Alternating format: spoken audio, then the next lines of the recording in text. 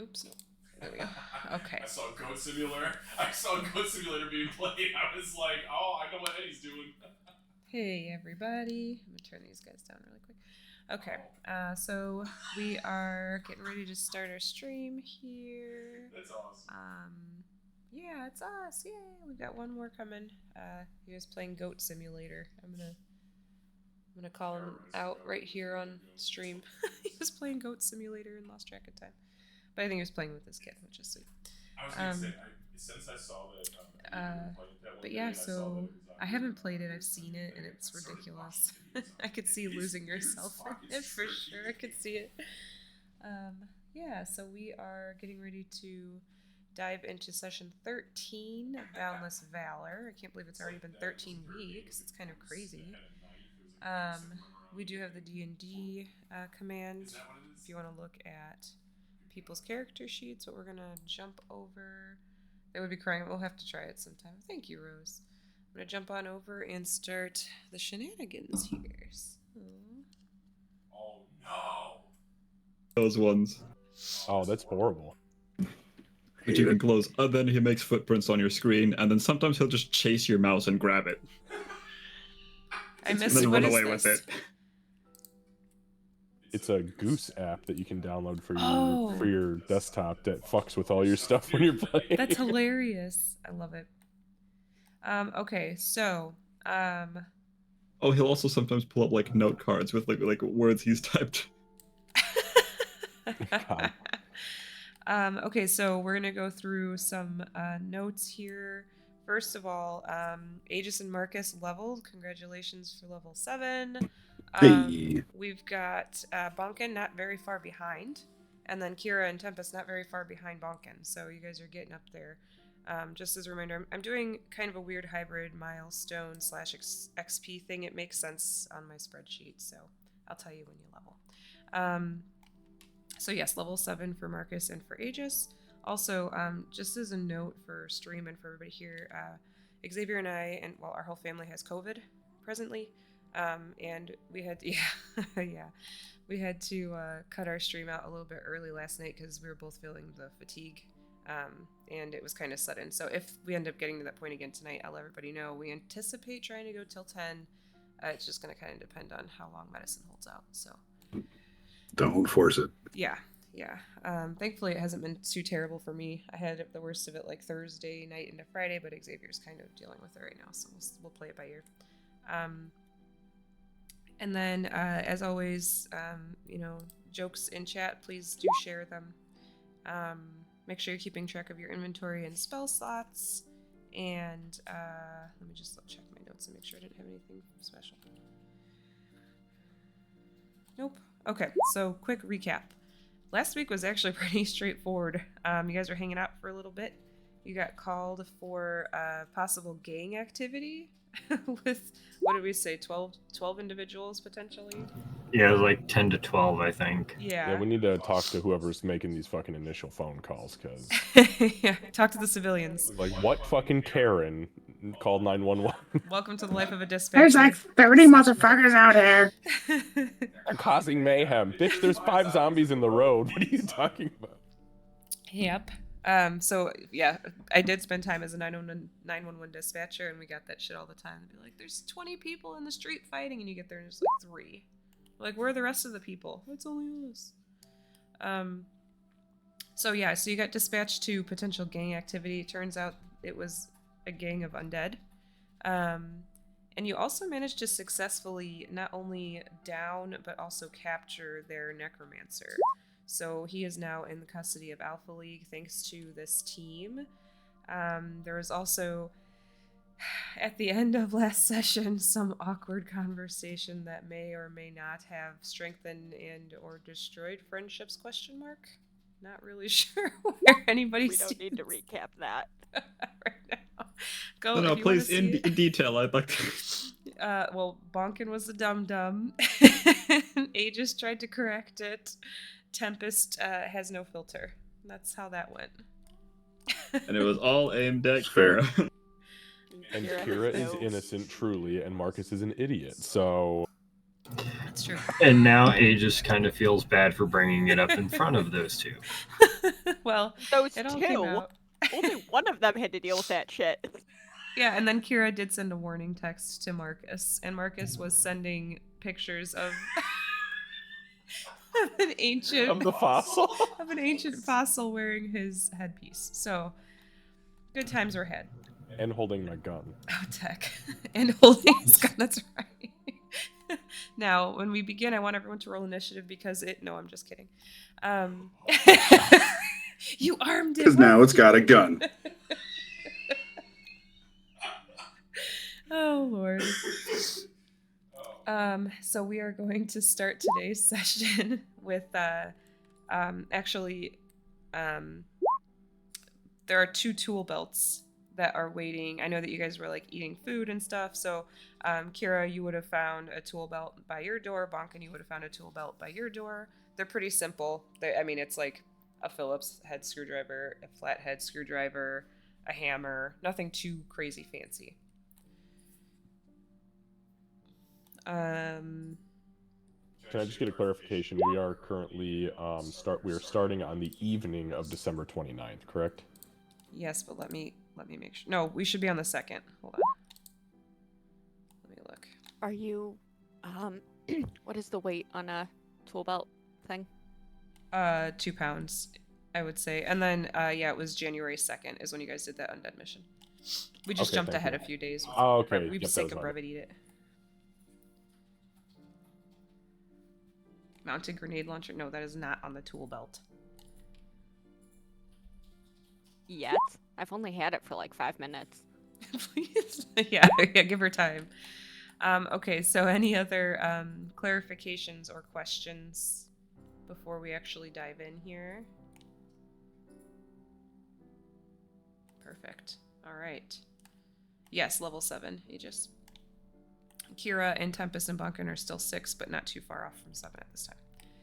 And I've already confirmed with you that I leveled them. Yes, yeah. That's why I wanted to do that ahead of time too, so that way as we get started, Aegis has a chance. Because you will get a chance for a long rest. We still have a couple of days before the theater is supposed to happen, so I want to give you guys a chance if there's anything you want to knock out in the 2 days prior to the day of the performance. Thank you for that shout out, Xavier.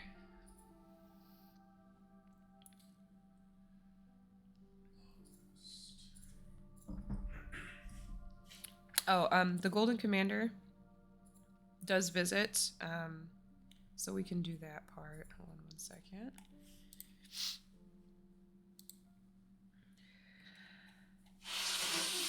I gotta remember to just send her to the damn GM layer. There we go. Okay, so if nobody has anything, then it'll be the next morning, so this will be the morning of the 3rd. Wait, is this the day of the performance? No, then, that's or the is that 5th. still? Okay, perfect. Mm-hmm. So you've got... Oh, go ahead. Does Kira give Bonkin his pipe back? You know, after the conversation you had,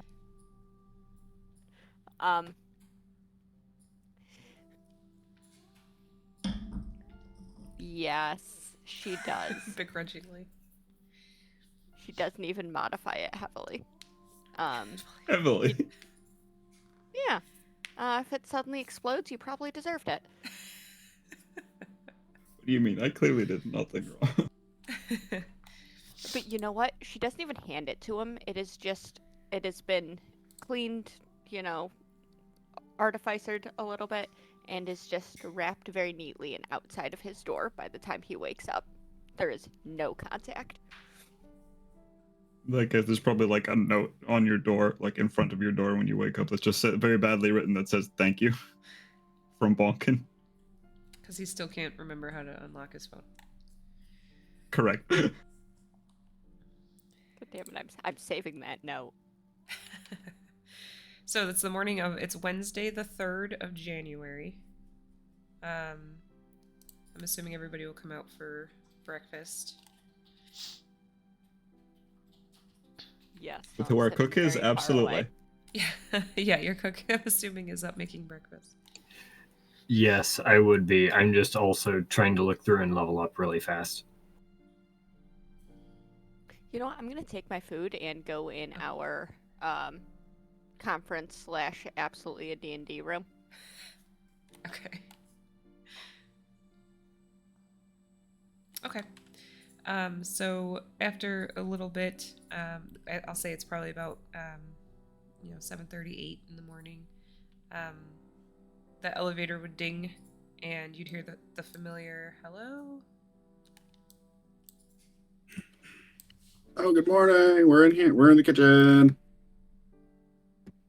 Eating as usual. Trying to see if she'd be. I think she'd be able to see Marcus sitting there. Probably. She's Were like, we expecting her? No, but after you guys have a mission, she usually shows up the next day. Oh, okay. Good morning, Golden Commander. Good morning. You guys had an eventful evening. Yes, apparently there were gangs of hooligans fighting in the street. They must have run away when the zombies showed up because that's all we dealt with. Yes. So that does happen sometimes. People get a little crazy when they call for help. It's all right. Honestly, seeing a necromancer there made it much worse than a few hooligans, but we were well prepared. Speaking of which, what became of that thing? So he is in holding right now. To be completely honest with you, it seems like he may just be a little crazy. Where did he learn necromancy? Is he a sorcerer, or has he studied this? It seems that well, I don't know. I haven't figured out his powers just yet. Well, I shouldn't say I, because I don't do that, but they haven't figured out his powers just yet. I haven't heard anything. Good morning, Tempest. Typically... Good morning. Want some bacon? I'll have some in a moment. You don't have to ask me twice. But we do have these kind of one-off situations where somebody has powers, doesn't know how to handle them, doesn't seek out anyone to help them, and they end up... Yes, you told us about people with fire usually, capabilities kind of yes. going wacky, and we had talked about, where we come from, we refer to those people as sorcerers. Mm. I think that... Sorry, one second. I think that I have encountered a necromancer once before, but they actually weren't raising the dead. They were doing more of the healing. They weren't a bad guy, I guess you could say. Is that better, Rose? That's odd. But a lot of times it has to do with, like I said, there's no guidance, and people kind of just lose themselves in their power and end up here. And especially it looks like he might have been living underground there for a time. Just decided to make his appearance. We haven't found a connection to any other group or anything at this point. Yeah, that's fair. If you do get more information about that one in particular, I'd like to know about it. Finding the dead is a very easy thing to do in most locations packed with people like this is.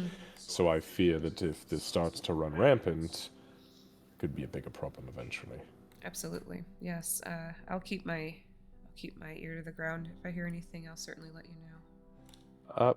Golden Commander, do you happen to have that that blueprint that you showed us the other day? I'd been thinking, I've got a couple thoughts. If you wouldn't mind, I'd like to throw a couple of marks on the blueprint just to see what the rest of the group thinks about what we need to get ourselves into here in, 2 days? Yes, 2 days, yes. Yep, that's it. I'm just making sure I didn't screw the map up. Okay. Oi! I thought I heard you. And he'll go ahead and offer up a plate of food. Oh, thank you. Oh, good morning, Master Aegis. Right, so looking at this theater, I'm just going to start drawing, and he starts to mumble if anybody else wants to talk, but I'm just going to put a couple things on here before he explains it. Sure.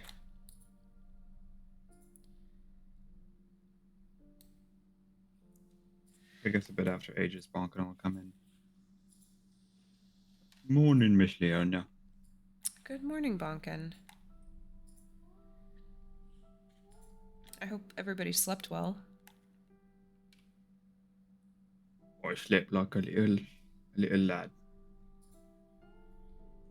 That's good. I did mean to ask, has the sound situation in your rooms gotten any better? Also just gotten used to it. You're talking about all the vehicles from the street. Yes, yes, the cars and the honking and... It's definitely a lot better than the first day, that's for sure. Okay. That's not something we really considered. We did try to set your rooms up so that they're a little more insulated from sound. Well, I mean, to be fair, I usually just fall asleep on the recliner. But that even's quieted down a fair amount. Excellent. Good. Sleep I is mean, very important.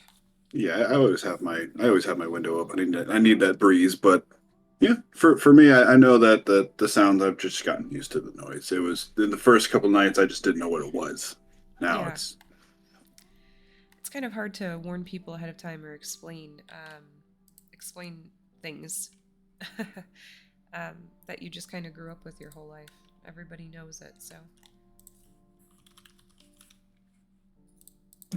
I'm just glad it wasn't an army of angry geese on the streets. Oh, that'd be mighty terrifying. That might have been worse than undead, honestly. Yeah. You see it?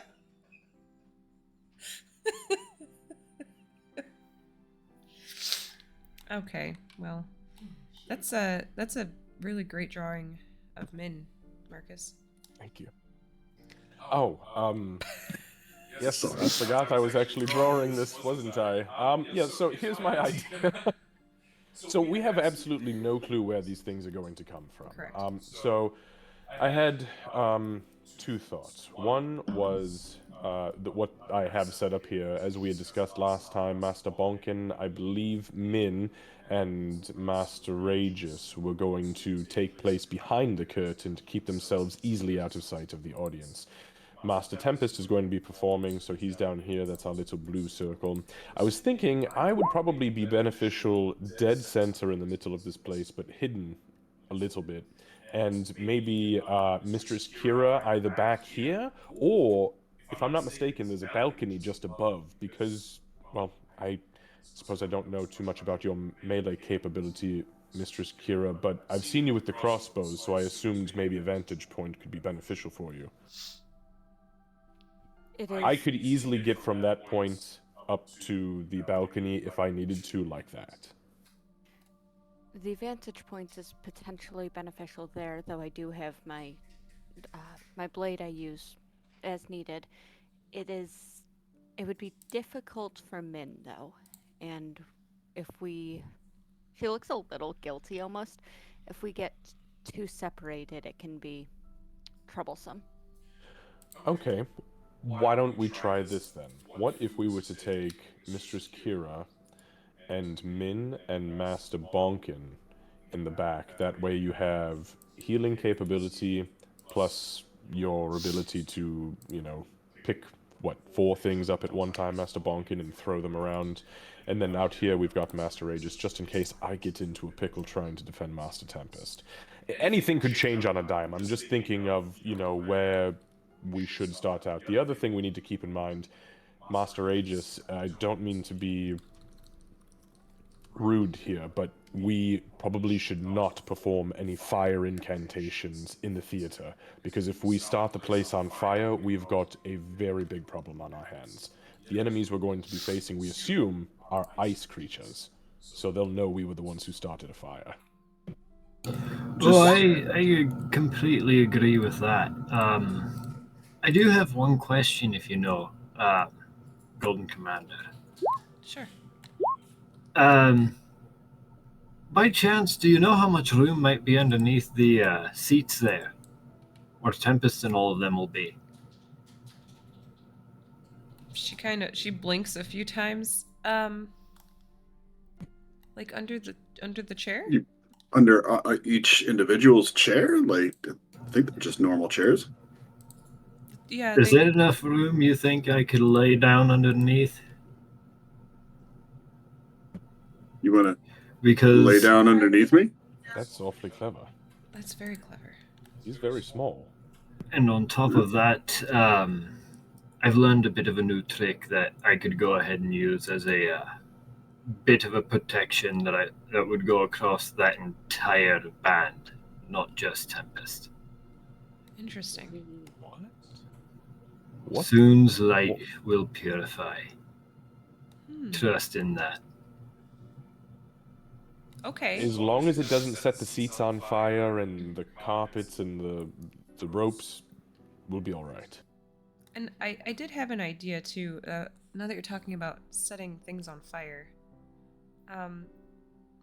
we might be able to, if you notice something, we might even be able to set off the emergency system without having to set the fire. There's a lever on the wall that says fire that you could pull. It would be hard You to have get to. levers on walls that set fires? No. Why? No. Kira looks way too excited. I think Why the is that lever a thing? screams fire. That's pretty close, Marcus. What it does is it alerts everybody in a building to the fact that there could potentially be a fire somewhere, and usually that indicates to people to get the hell out. Oh, okay. I thought it was one of those pull for fire things, and then like everything like self destruct kind of scenario. I think that if we did something like that, there would be far fewer of these idiot villains. Far fewer. It sounds an awful lot like an alarm spell, so it makes sense. But again, they're not in inconspicuous places. It'd have to be a perfect setup. You'd have to really be able to see it happening, to catch that somebody's there and then pull it. Ideally, evacuating would be best because then you have the whole theater to do what you need to do, and you don't have to worry about keeping them safe. But their safety. That brings up my next question. Where are the only exits on the south end of the room here? Or are these other exits on the top here as well? So, like over here. This here leads up to the stage and down from the stage here. I believe, if I remember correctly, if you go down the stairs below stage, there's another exit down there. Otherwise, it is the two here. Well, what about these two? I'm sorry, I'm going to continue to draw on your beautiful map here. What about these two back here? Those look similar, at least in the blueprint, to these doors down here that would also. Yes, you're correct. Yes, you are correct. Those are exits as well. Yes. Now, here's the thing, though. We probably don't want to. Yes, it looks like there's 4, but 2 are behind the stage, and I think it might be dangerous to have people flooding the stage. Mm-hmm. Well, my only concern is if those exits are blocked, and then the southern exits are blocked, and then people are just getting slaughtered down there. As long as there's another way out is my biggest concern. Strange question, Master Tempest or Master Aegis.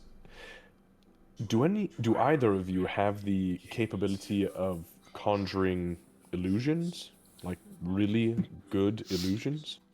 I can. They're not large though.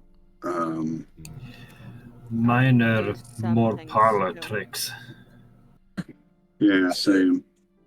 I was just thinking maybe if we had a lucky one-off capability, we might be able to just conjure a fake audience, and whenever these shitbags arrive, we just stop concentrating and rock and roll. That's I can. That's I can only. Idea. I can create illusionary effect with my pan flute here, but it's only so large. It's only roughly a 5-foot square. Ooh, well, can make one fake friend. Can make extra person. So, excuse me. It might be... Oh, I'm sorry, 15 feet, because I'm a bard. Right, yes, 15 feet.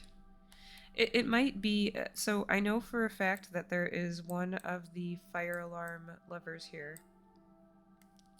And I know that there's one backstage as well here. if you have free reign of the theater, so if you do have someone placed back here and you're able to communicate if you see something, that could help as far as getting people evacuated. Otherwise, it might be a good idea to try to fight backstage and downstairs if that's an option, because there will be fewer people.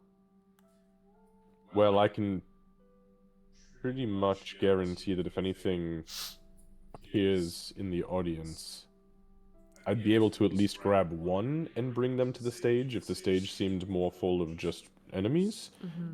But it would take me a while to bounce and pick them up and throw them and all that shit. Sure. I will say, people of this time are pretty well trained. If I say well trained, but it's really instinct. If things start going south, people run usually, regardless of how much their seat cost. So, Fight or flight. right, and that's most people. I do say again, and she looks around, kind of like not nervously so much as almost embarrassed for the times. Well, if it is the option that we choose to go with, I can probably pull this fire lever of yours from even backstage potentially, depending. That could work out very well. And Even people, if I see something funky on the front of the house, I could just send a quick text message and right. say it's go time. Or if you see something back there, you do it. I need roughly 30 feet, or so, give or take, and I can do it no problem. Okay. And the staff and ushers, they know if those alarms go off, they are to get everybody out. So it wouldn't be just you all trying to fight anybody who might want to stay and see what happens. All of the staff will be ushering them out. Could we just put one of these staff members by the alarm with a phone and send them a message to pull it? Then we don't have to waste any of our own resources on it. We could. I'm not familiar with the staff, and I think part of the concern was that they could be, any one of them could be on her team. And I don't know that we want to do that because we don't want to alert her. I can make it if I am planted front and center. I could easily make it to that fire alarm at the first sign of trouble in less than 4 seconds. I guarantee that. So if need be, maybe I even take a step onto the outside here, give myself a little bit more of a clearance, and I could get straight there. That way we know it's somebody on our side. I'm not working for the enemy. That's true. Thank goodness. And if these dimensions are right, as long as I'm under Tempest's seat there, I'll cut off that entire stage with the order that I have, and it'll reach all the way back to Kira, Bonkin, Min, and even reach out to Marcus. That's great, but I think Miss Leona mentioned it a bit earlier. What about if the bad guys are with the people and they get to the gaze back here? They could be holding some of them against us. It would make them stand out, so you know exactly who to take out first. That's very true. Right, but Mr. Marcus is all the way over here, and I'm all the way up there. Well, I'm very fast. I can get... The reason why I thought me being here would be beneficial is because anywhere somebody might pop up that needs to pretty be much in the middle. dealt with, I can get to the back of the stage or to the front of the house in probably 4 or 5 seconds. I promise you. All right. I should have a pretty good view of everybody in the crowd, at least. I mean, depending on what the light situation is. And I know you don't check your text messages, Master Bonkin, so if something happens in the front of the house, I'll just scream really loud, "Oh shit, it's time, Bonkin!" That'd be much appreciated. I don't know what this text message is you're talking about. Bonkin, I will be right next to you. There you go. Now you guys can reference it without having to be on this map. Oh, that's awesome. Thank you. Yeah. And I will... Thank you. Oh, I saved this so you could draw on it. Don't worry about it. Oh, shit. Sorry. No, well, it's okay. it's alright. We already. I just in case you were using this as the actual map. I figured. No, I have like 4 iterations of this map right now. Well, I fucked it up. No, you're good. Alright. You're fine. Awesome. Okay, so I just hope the bad guys don't get in here where we can't see them. well, I think I feel that with you preparing the way you're preparing, you're not preparing for them to just be in one place. That means your heads are going to be on a swivel. I'm not concerned. One thing I will say too is if you really get into a pickle, especially in situations like these, texting, text me too, and I will see if I can send anybody as backup, just to make sure. Not that I think you'll need it, but just know that is an option. It's not like we send you somewhere and then it's just you and that's it. I appreciate that. I think if we were going to call somebody up, that Jared fellow, he was a delight. That's good. I've heard good things. Got an amazing smolder. He liked his job very much, and I appreciated that about him. And if we do so, call someone, we can put as watch in this room, okay, like in the bottom room that we can't see, past the stage where everybody looks like they're coming in by these arrows, in case somebody suspicious comes in through there. it's not a bad idea. That doesn't work. Unfortunately, because we don't know a whole lot about what the enemy intends, it's hard to do the planning, but it's good that we at least had the conversation and maybe have an idea of how to react. And that's truly it too. We don't know her motives. We're not even entirely sure why she's doing what she's doing. So far, the times she's been encountered have been in large public spaces with many people, so it could be to get attention, it could be... I don't think... It's just testing us, isn't it? She's just trying to see what we'll do. It's entirely possible. Maybe she's trying to see what you're capable of. Maybe she's... She should have watched us closer over the last couple of months, because we have destroyed everything we've come up against. It's true. With ease, really. That's also Which true. makes me worry because she hasn't struck yet, so I wonder what she's up to. I don't know, that old last fight kind of got us. Well, what my theory here is that she's planning to see what we do in such a compact space. Like, will we spend more time being concerned about the people, which I will be for sure. I don't want to see anybody else get hurt. Or will we focus on her and her people? Fuck everybody else, I think that's what she's really going to focus on. And again, I mean, without knowing, we don't know much about her except that she did have a difficult upbringing. Word on the street is that she learned her powers early on and they were not accepted by her parents, so she was put up for adoption. So, I mean, that would set anybody off. But there are many who've been through that and have wound up on the Alpha League side. She just needs a hug. Shame.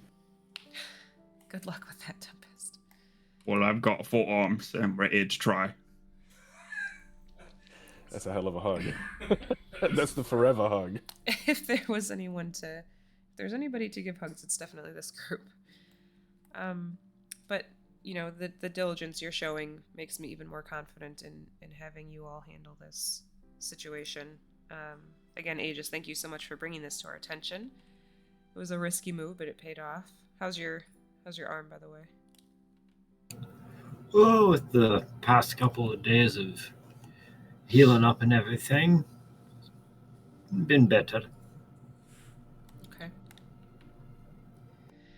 Well, if there's anything you all can think of between now and Friday morning that you need from me or from Alpha League, just let me know.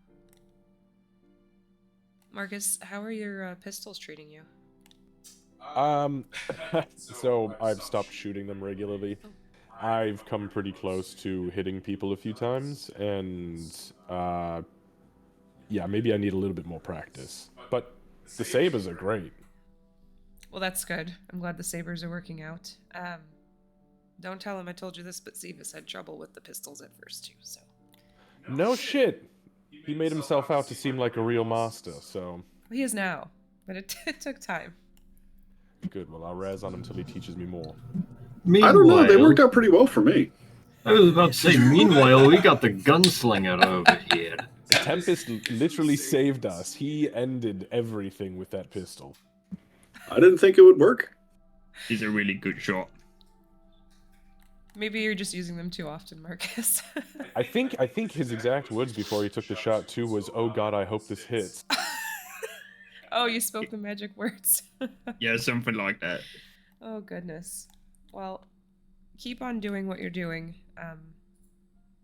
Your efforts are certainly not lost on anybody at Alpha League, and we do truly appreciate all that you've helped us with because, like I said, we've been kind of shorthanded, and there are more and more villains showing up. As you know, you found a new group, apparently.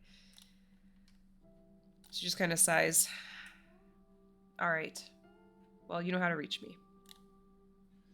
Thank you very much for your time. Yes, thank you.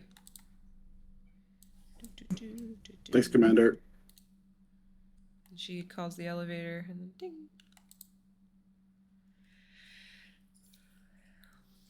Right, so this is going to be an interesting fight. I'm really nervous about civilian casualties. I'm a Me bit too. worried. That's my biggest concern. Agreed. I don't know if she's there to hurt people or just to hurt us, and hopefully we hurt people in the process. I feel like that's probably the biggest hit. That's our goal. The entire thing last time was a test. This is no different to her. Well, I mean, last time, at least from what I heard, I don't know, I should probably ask Miss Leah now if it's true, but I don't think there were any civilians last time. Yeah, No, you're right. No, there wasn't. That's correct. That was a show of grandeur, though, because that was right outside headquarters. That's also true. So now she wants to see what we're capable of if we're willing to sacrifice somebody innocent in order to deal with the bigger threat. What a bitch. Exactly. The next phase of her tests. This is all a game to her. If it really bothers you, I don't like leaving Miss Kira alone, but I could be the guy that stands in the area that we can't see. Well, if Kira's got Minch... Oops, sorry, please. I think I was going to say exactly what you were. I'm never really alone, Bonkin. That was good. Also, we should keep in mind that there are many places that they could hide one of those machines. Aegis speaking about going under the chairs made me think of it. We should do a sweep to make sure there's none of those boxes. That's good thinking. What, like the robots you guys found the other day? The boxes that made the smoke that's... The fog. That's a pretty fair point. I'm not very perceptive, but I did spend time as an investigator. Quite a while, actually, so if you need, I can go and help whoever look. Actually, in me old days, me and a few of the others would sometimes do stakeouts, they call us. I don't know, something to do with steak. Never was any, though. Never was a Mino. But if we saw the guards or something hanging around, we cancel, I guess. If we go in, they might see us. And I don't know if that'll deter them or make them worse, I guess. If it is for a relatively brief time, I can go in unseen. I mean, we can always ask Miss Leona. I believe she's got a good crew to look through things. I mean, I'm fine with either. I would trust Kira's instinct if she did a sweep and was unseen, even if it was just in the front of the house. If something happens backstage, it happens backstage. But if it happens in that audience, it could be deadly. You're talking about you can go invisible, Kira? Is that what you mean? She nods. It's not something I do often. It takes quite a bit out of me, but it's something I can do. Bonkin's eyes are probably wide and be like, "That's amazing. I didn't think anyone could do that." And one of your contraptions does this? No, it's no different than bending the shadows around me to move. It's just bending the light. Oh, Some yes. magic. Yeah. Now I understand. It's one of them fancy booyaks that you guys have. To be fair, much like Kira's saying, this aura would take a fair amount out of me. So probably for all of us, I'm sure. Oh, that's the thing, is I can assure that from as long as that map's right, I can assure that it protects everyone in the band, the entire stage basically, and then all the way up to like the third or fourth row, it'll be fine for all of them. Others though would be outside of it. And what is this you're speaking of exactly? It's a bit of a new gift I've been given. Right. Oh, that's then cryptic. wouldn't it be a No, bit? no further questions. Wouldn't it be a bit better if you Don't were? question the gifts, Tempest. Wouldn't it be a bit better if you were a bit lower? You can hit more people and the band. I suppose it will be just me and Kira backstage, and we can kind of handle ourselves. Maybe initially, but we have to remember things are going to change very quickly. We can plan through our noses, but as soon as it kicks off, everything's going to change and we'll have to react accordingly. As long as you can get the incantation off and you can find anybody to protect with it, I'm sure it will be beneficial. Excuse me.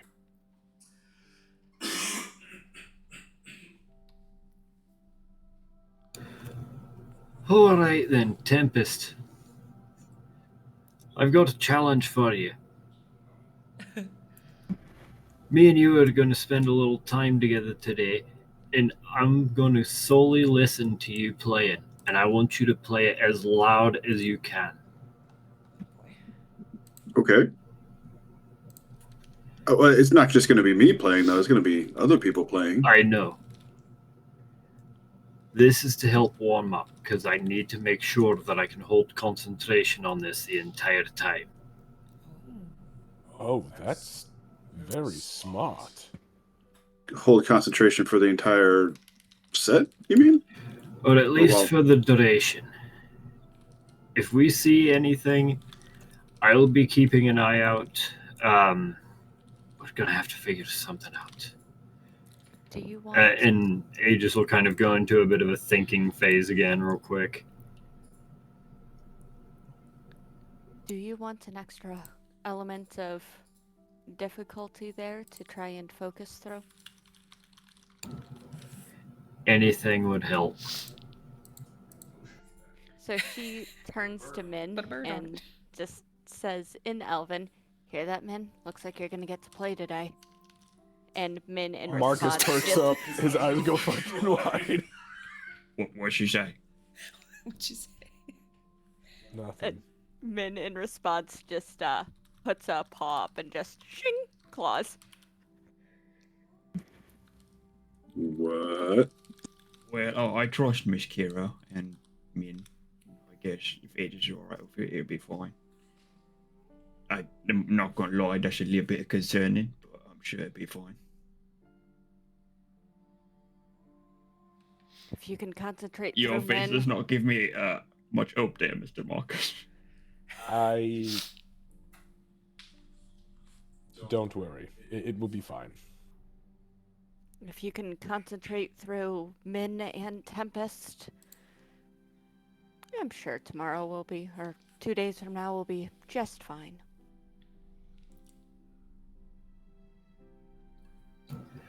Alright then. Marcus, Yes, Master Aegis? I'll be keeping an eye out just in case of anything suspicious, because I won't be able to hold it the entire show. The moment I see anything suspicious, I'm going to go ahead and begin the incantation. If you see anything suspicious, you're off on the edge of the aisle there. I need you to give me a sign to let me know you're seeing something. Understood. I will.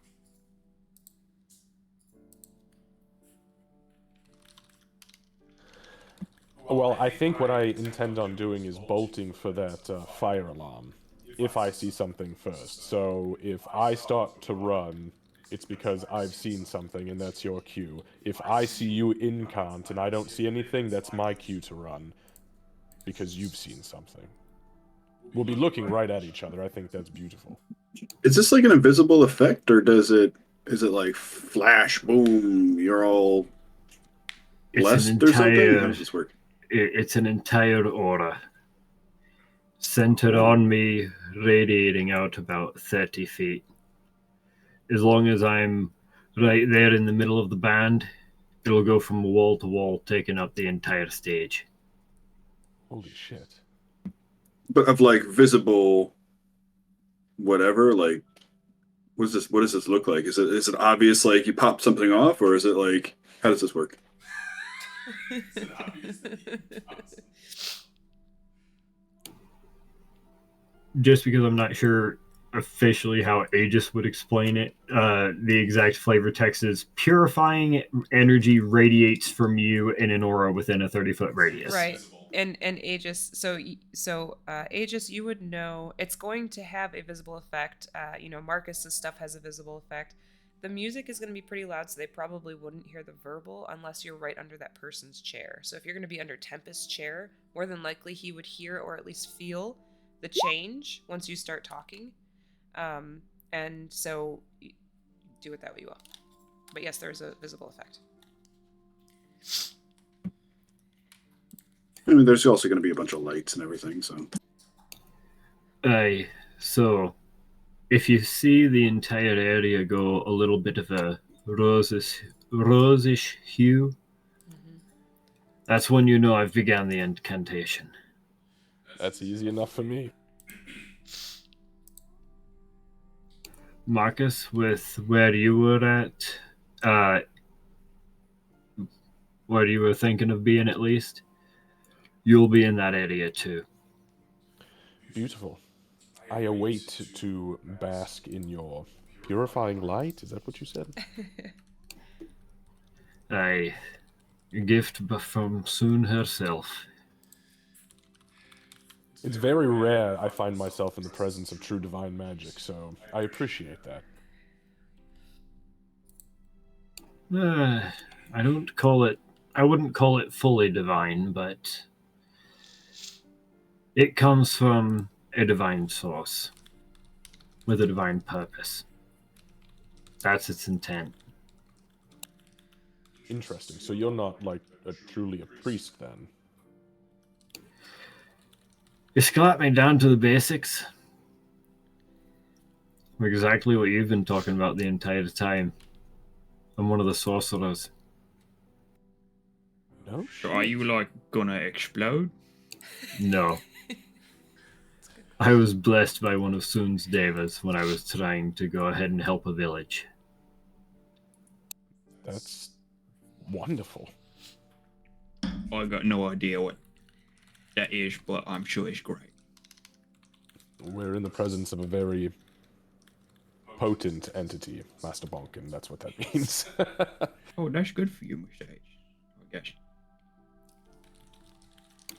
Aegis will kind of take a moment and like have to fight back a little bit on the emotion and go, it is it's both a blessing and a curse.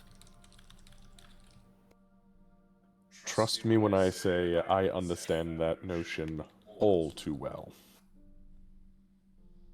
Upon hearing that from Marcus, he's gonna like look between Marcus and Aegis, and he's gonna get like saddened a little bit, but go back to straight. Because he knows about Marcus. I think I rolled really well on a history check. Yeah, you did. Right. Well, listen, we didn't truly make it to breakfast, so I think it's time to go eat, and I need to maybe... Oh, yes. For that, I guess we don't have the map, but am I gonna be in this downwards area with all the other people? In the room we can't see, or am I gonna be up there with Miss Kira? I think Miss Kira said she's kind of got everything covered in the rear. So, Master Bonkin, if you want to take your seat with the masses and help me throw Yeah. people onto the stage to separate them. No, I've seen these people outside that look like they're taking things from others, and then they let people in. Maybe I could be like something like that. Oh, you're talking like, Kind of like one of the Ticket people master. to. yes. Oh, not what I was thinking. What were you thinking, Master Aegis? Ticketmaster makes perfect sense. Talking about a bouncer? I'm still thinking of the old world. You go on over, you go into a place, and every now and again, yeah, you're going to get stopped and checked for weapons, and they're going to take them from you until you go ahead and leave. You mean like a security guard? Yeah. Bouncer. Aye! Oh. We didn't have many of those where I'm from, but I think they're just at the front gates, not at a building, right? To be fair, it's more of a safety protocol thing. All right. Then I guess I'll ask Miss Leona if I can do that. Well, were we After- concerned about you after breakfast. kind of standing out a little bit too much? Like any of us standing out? I mean, if I'm She told us supposed to she be was there, going- She said she was going to provide us with outfits to kind of mask us, or at least something to cover up. Because I can't go in there without this armor. So Maybe you could get a vest, Pumpkin. yeah, I Like saw Min some of them has. out. See some of them outside that have like these really like bright red and sometimes yellow colors at them. it's not a bad idea. They look a bit small, but maybe they'll find one my size. If you, Bonkin, really, how long have we traveled together and you don't know? If you need any modifications, I'll take care of it. Listen, and Bonkin, I kind of hate to say this. I do have this cloak that might help you blend in a little bit. It's my favorite piece of clothing, so please don't ruin it. Oh, it's fine, Mr. Tempest. I'm sure Miss Leona can get me something. You don't need to give up something special to you. Well, I just honestly, this is for everybody's safety, really. I'm not gonna hurt anyone. I'm not worried about you hurting anybody. Not If- except if- for the people that need to be. Well, yes, of course. We all All right. clear. Well, I if you am- want Leona or the Golden Commander to give you something, I do have this cloak of many fashions I could give you, and it'll kind of help you blend in a little bit. And I guess I'll see what she asks before I ask you. I'd rather Okay. not take something from you if I don't need to. all right. Especially if it's It goes for your favorite. anybody then. It goes for anybody then, and for that matter, I know Marcus, you're worried about your armor not looking the part. This could at least, hide it a little bit, make it look a little bit less like, I wouldn't This- be opposed to I wouldn't be opposed to you utilizing that, Master Bonkin, if you are not interested. If you want, I guess it's up to Mr. Tempest. It is. Well, I can easily throw a normal cloak over my shoulders. Would you like to wear something nice and fancy, Mr. Bonkin? Is that what I'm understanding, Master Tempest? This can transform or something of the sort? You said it was a cloak of many fashions? Yeah, it's called the Cloak of Many Fashions. At least that's what the person who gave it to me called it. That's called my fancy cloak. I just put it on That would to be terrible. change my clothes whenever I want to, and Tempest will run into his room and grab it and come back in and kind of like drape it over his shoulder, and it's this big, elegant looking plumage thing. It's weird as hell. And he'll say like, and then I just change my outfit to look like, my suit, and it'll transform, and it'll look like he's in his, 3-piece button suit with like the vest and all that. Oh, wow. That is a wonderful trick. I think you should keep it for yourself or on the stage. It'll make you look great. He's already got that nice suit and tie. Oh yeah.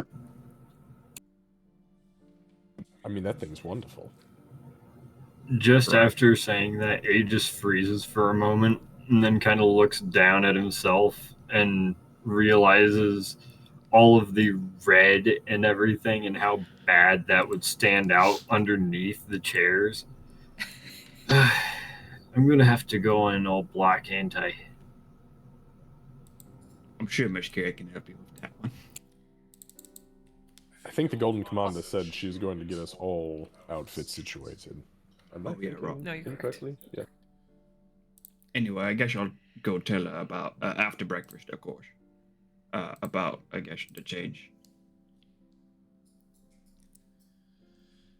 All right. Excuse me for just a moment. Marcus will stand up. Out of curiosity, did Kira ever take that cloak off? Nope. No? Okay. No, I'm just curious because he never asked any questions about that text message like 3 days ago, so he's just going to keep going about his business. Ignorance is bliss. Yep, and she is very deliberately not brought it up. Awesome. Okay. Is there anything else that you guys? I wanted to make sure you got a chance to talk all of that through. Is there anything else you guys want to discuss or do? I would like to send the Golden Commander a text. Okay. And ask if magical scrolls are something that they would still have in their possession, or like in their armory. That's a good question. Hold on.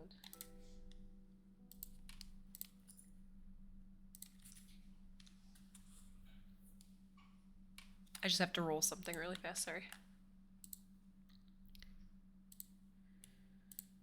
I hope you roll better than the last couple of times we've been rolling for my requisitions. She says, you get a text back that says, you know, it's certainly a possibility. I would check with Sevis. He'll know for sure. Okay. Then if the group's not doing things in the immediate, then I will go and try and after breakfast, then I will try and do that. Okay. Sounds good. Priorities. I just thought about something real quick. Would we happen to have extra tickets to this thing? I think she said she's gonna give. Said she's gonna give us tickets because she knows the guy that owns it. But I mean, anything beyond that? More than for us. Just like 2.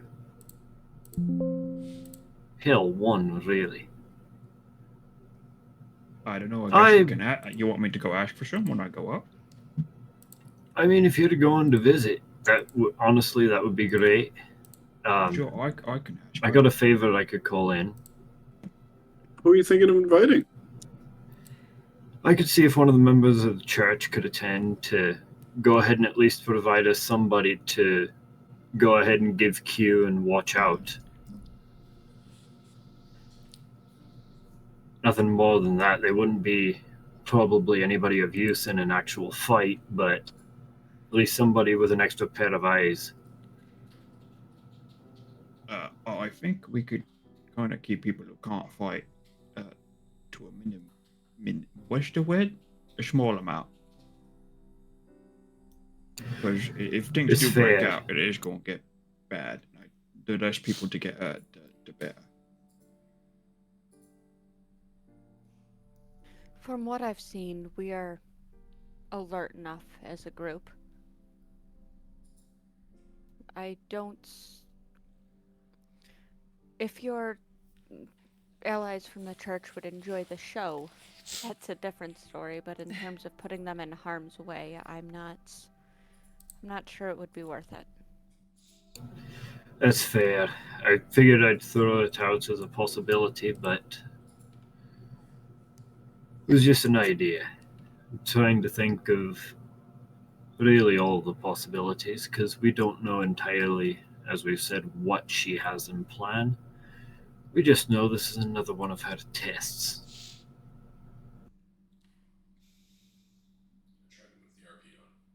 Yeah. Well, we'll let her test us then. We will do as we have done. So, Bunkin, you're going to see Lilna, is that right? Yes. And I sent you a Discord message for some other things I want to discuss with her.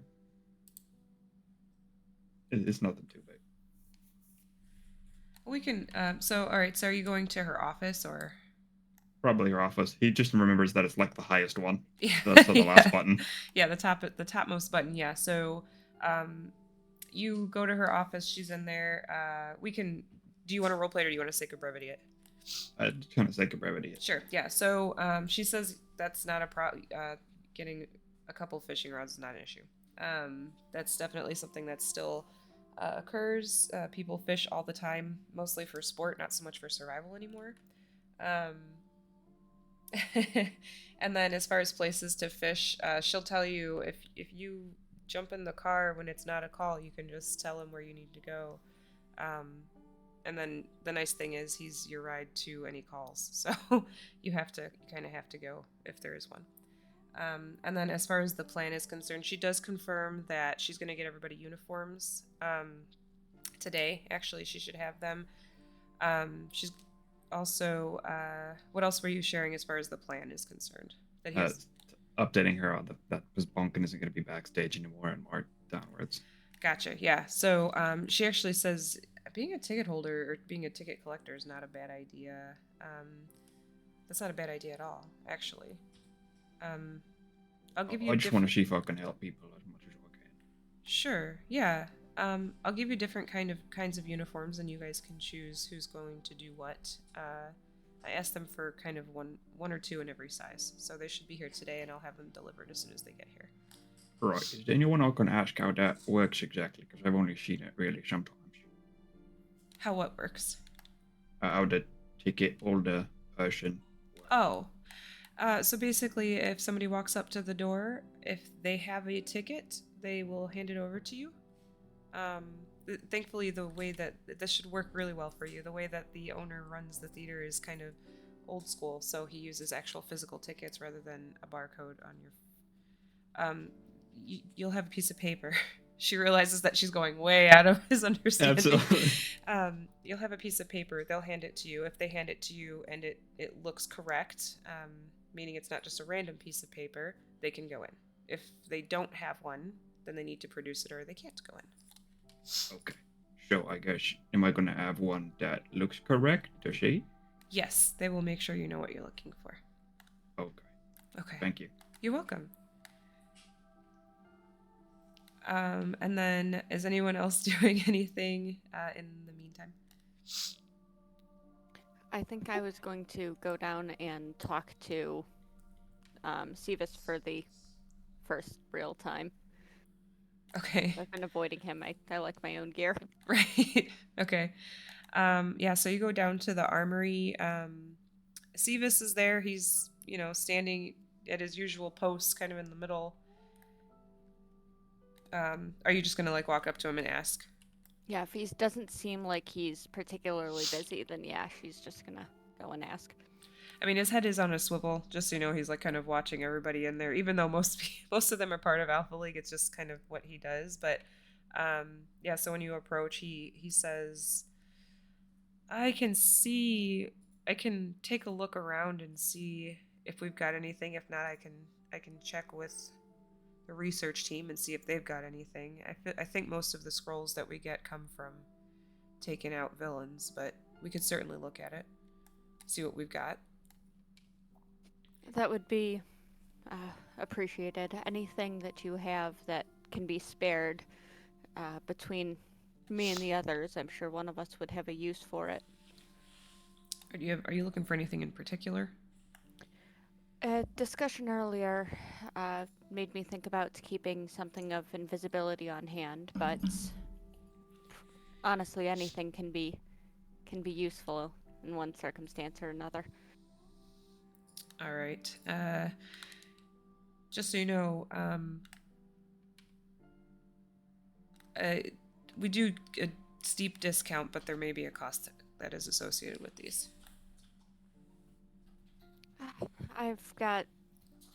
Well, not coin anymore per se, but I've got and she kind of holds up the hand that's like the card thing.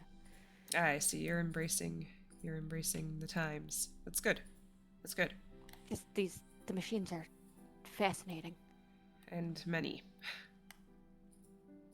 I've only seen a few of them so far, but it's interesting. There's so many things are very different, and yet when you dig a little more, are exactly the same. Yeah, I could see that, even with the weaponry. I could see that.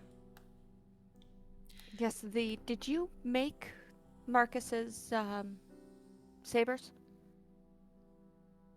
I didn't make them as much as I fiddled with them, I guess. I understand that. I absolutely do.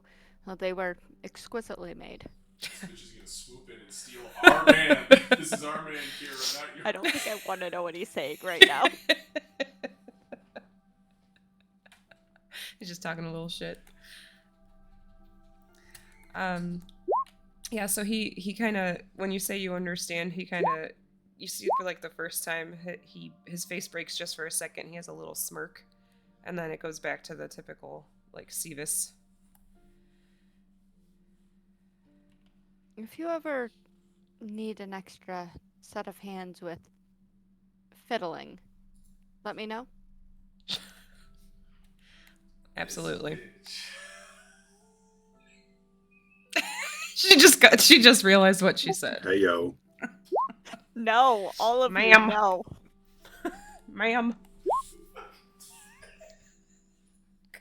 I know I've set up Kira to not recognize the things that come out of her mouth, but no. This would be Selphine, so okay. Yeah, she'll end up probably small talk and then going back upstairs. He's not good at small talk at all. Like Neither is she. I know, but he's just as awkward about it as Kira is until I think they probably both just stop talking and she walks away and they're both okay with it. Yep, 100%. Perfect. All right. So Kira comes back to quarters. I think everybody's back at the loft at this point. I know that you guys are going to be doing like some practice runs, so we can, sake of brevity, that if you'd like, and then move to the morning of the 5th. The only descriptive note I want to say for that is Kira's going to have Min sheath her claws, read do subdual non-lethal, and try and absolutely interrupt Aegis's concentration. Perfect. Because Min is bigger than Aegis, and getting pounced on by that hunk of metal would probably be difficult to focus through. Yeah, that's understandable. Oh, also, you do get your uniforms. So there are different sizes, and let me... Meanwhile, while she pulls it up, Blanca will probably be with like Marcus going, have you ever fished before, Mr. Marcus? Fished? No, my people weren't really fishers. Would you like to give it a try? It's quite relaxing. Mas When we're free, of Bonkin, course, it's going to take... where exactly do you intend on fishing? Well, I asked Miss Leona, she said just to ask the driver for a good spot, so I can't say I really know, but... Honestly, I'd give it a go. I think it would be relaxing, and I've never done it before, so maybe I'll master it. I'm sure you'll get a hang of it real quick. Are we going now, or is this like after this shindig? Oh, after, God, I don't know. Oh, wonderful. Good, so now that we've got a date, neither of us can die, otherwise it's vengeance on the other's spirit for all eternity. That's a good idea. I should go ask the other. And he's gonna stand up and go ask the same question to all three of them currently busy. Aegis has to throw a random yes into the verbal component of the aura because he just wants Bonkin to stop asking him if he'll go fishing. Yeah, ask one. What did I do? It's perfect. All right. Go ahead. There would be like the longest pause until either Min or Tempest finally is able to make him break concentration, or until concentration just finally wears off, and then he responds. Okay. And the entire time he just is laying there doing this. Right, wait. Tempest is probably doing the same thing, just like playing saxophone, just kind of look up. Can't even do the fingers. It's just like. Is that like a no for fishing, or not now, or? Oh my god. Queen toots. No, right? That was a very dad no face, Kevin. So these are the uniforms. Oh God! I'm gonna be in the back anyway. I don't need a uniform. So there is a red Oh jacket, boy, Aegis. that's rough. There is a red jacket. But yeah, so there are like all of these in multiple sizes, because she knows that some of you are trying to wear it over armor, some of you are quite large, and some of you are quite small. So there's varying sizes in each.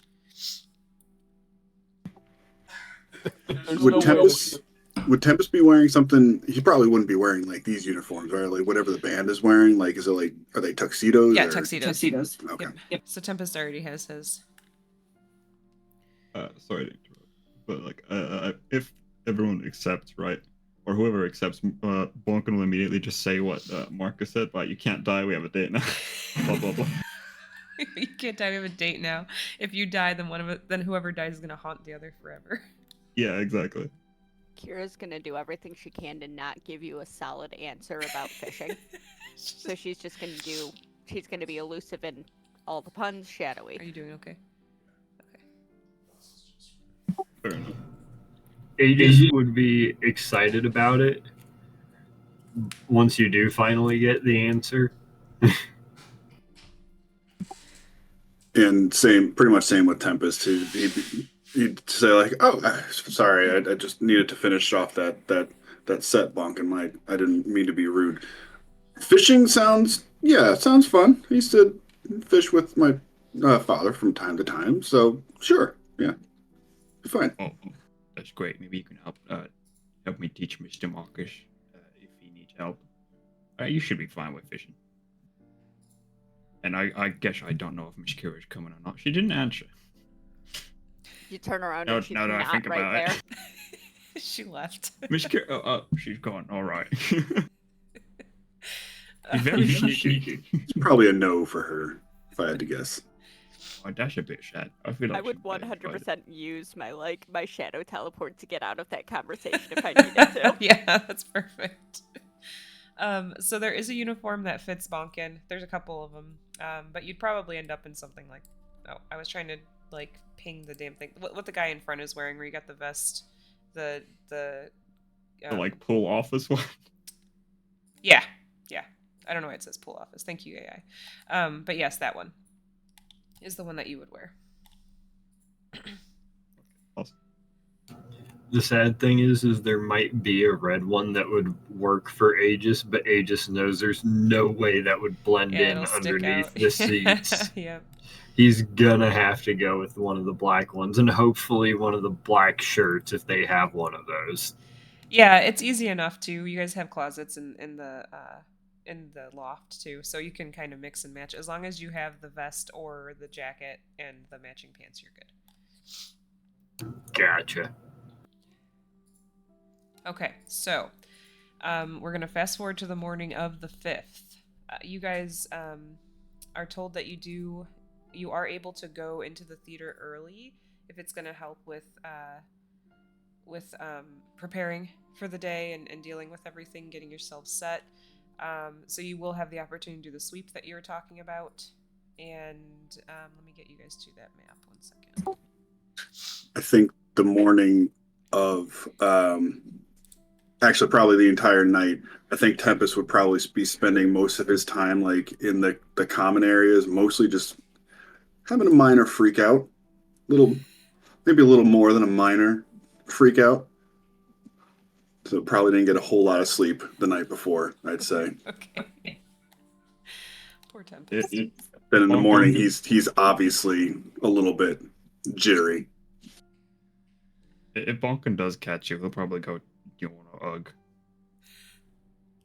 I can give you a hug if you want one. Okay. He'll hug it. Bonkin will hug it, Tempest. If it's obvious Tempest hasn't slept well, then she's just gonna crack an energy drink and just hand it over. The Tempest would take it, but like his hand is like visibly like shaking a bit, and he's just like trying to sip it. Thank you, I appreciate it. I think I'll be okay. I think I'll be okay. It's just a little bit of nerves. I think being a bait and all, it's a little bit nervous. Oh, that's right. I mean, if you're shaking, it's gonna be a bit difficult to play, isn't it? I mean, there's also pre-show jitters that I get even still. So compound that with everything else that's happening. It's just a little bit much. It's a little bit much. You want me to ask the driver to slow down a bit so he can sleep in the car? I can't sleep even if I tried. Not happening. Just not happening. Right. I wouldn't say so. Quite that yet. You ain't even had breakfast. And off of hearing that, Aegis would walk on into the kitchen, and he would just make like the carb heavy filling. This will go ahead and give him a nice little 2-hour nap before the show type of omelet. The high carb omelet. Yeah, the real high carb, like with the sausage gravy and the bacon, cheese, like the whole nine.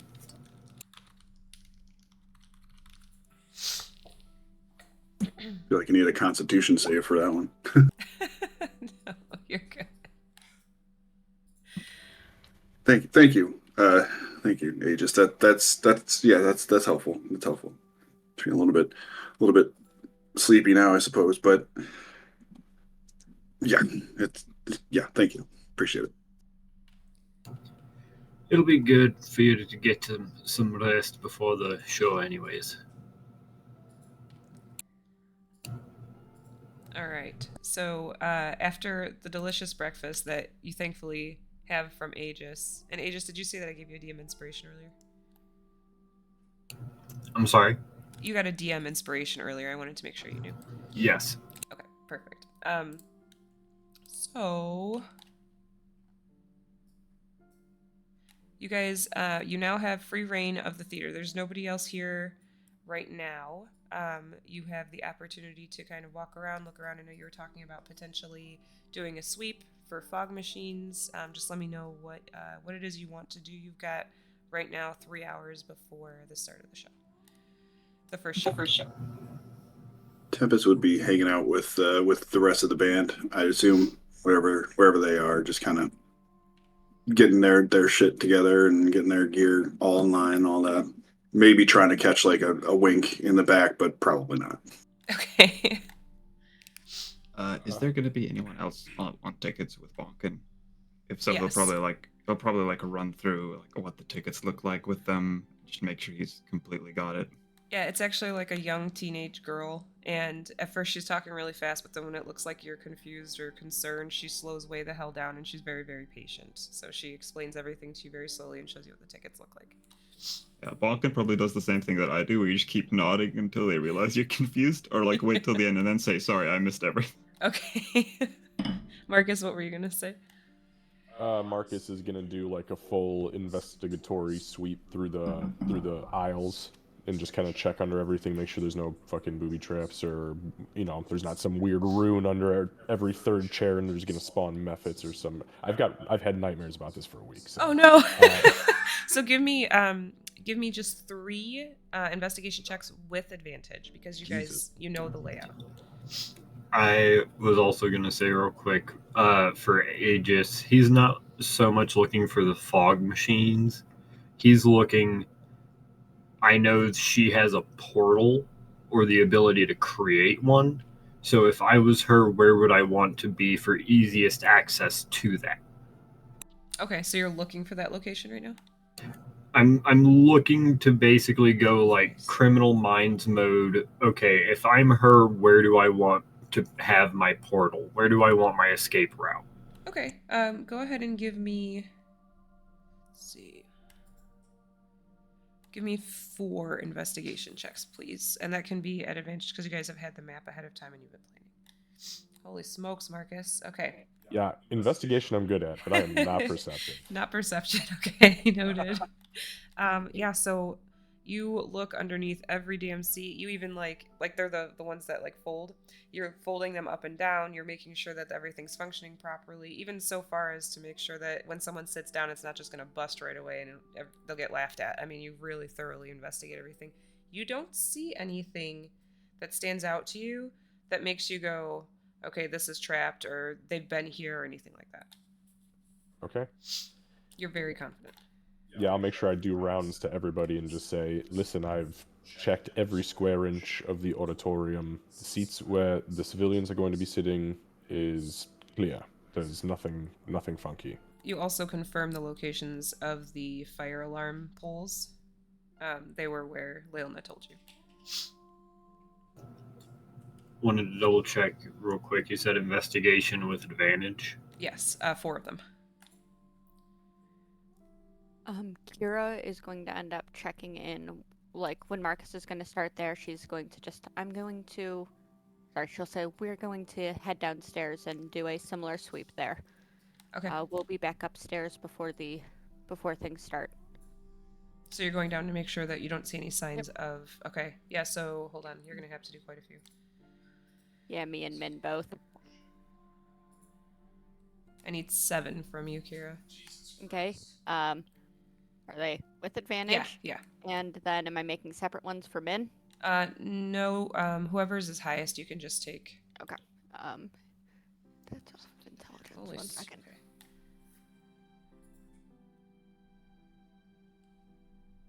Yeah, if you had to roll for Min, 14 rolls. 20. Oh yeah, no, she does not have an intelligence score because she's an unthinking machine. Yeah, we're gonna use mine. Okay.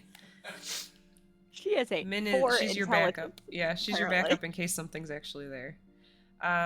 Aegis, so looking around, and you were just looking on the main floor, correct? Yeah. Okay. Like if I'm on this main floor, where is my escape route going to be? Sure. And actually, I meant to share this with you guys when you got in here. Sorry.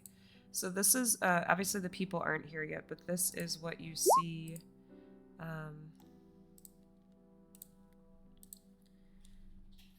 As far as the theater and the way it's set up and everything.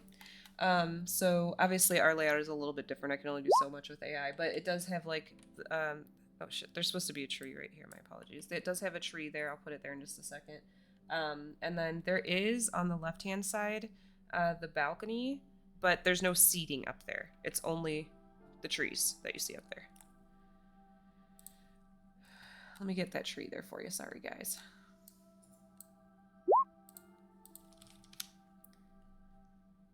I had it on the other 3 iterations of this damn map.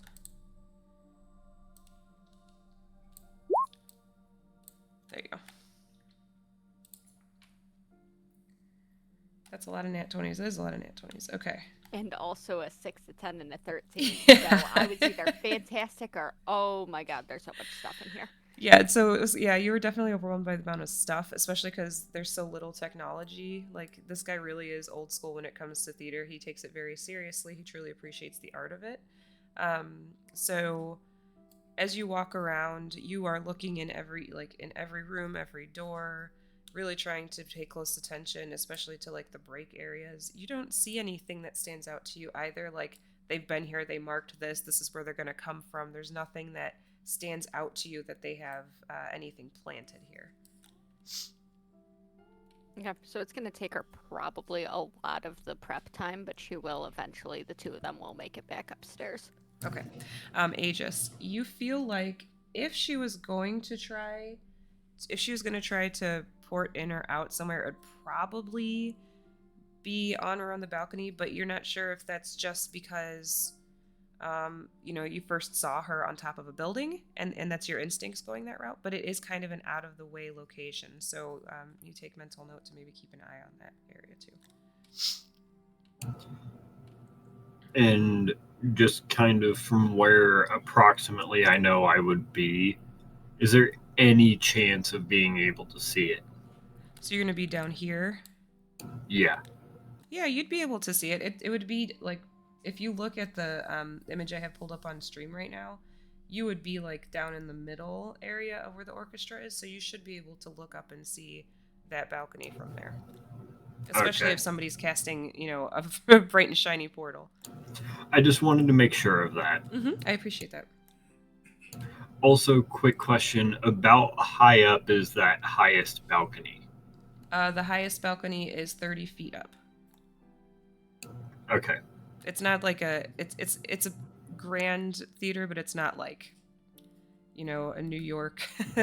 It's built like a grand theater, Right. but it is not the size of a grand Correct. theater. Yes. I gotcha. Is there anything else anyone wants to do before the first show? Reconvene with everyone. Okay, that's a good idea. Make sure that Yeah. we have a head count and no one's gotten secretly portal snatched. One Yeah. thing, sorry, Kira, one more thing. There is another fire pole here. You noticed I'm with your sorry, investigation. where are you pinging? Ah, there it is. Okay. Yep. And then there was one in this office right here. Okay. Yeah, I just dropped myself where I thought Tempest might be hanging out with the rest of the band. It seems like the band practice room right there. Yeah. Yep. That's perfect. You Which should means all she have peeks control. her head in. That was obviously the 6 as Min got excited seeing her friend. Yeah, obviously. Okay. Yeah, and then you guys should be able to control your characters. Yeah, Marcus has been sat in the spot that he said he was going to be sat for probably the last 45 minutes. Okay. After he cleared this place, he just sat down and was like, okay, it's time to post up. Perfect. Kira will, on her way to the backstage, I guess she'll come out, relay, and then go back to her spot, apparently. She will say the added comment of, I don't know how well this is going to go if the fighting ends up downstairs. It's a mess downstairs.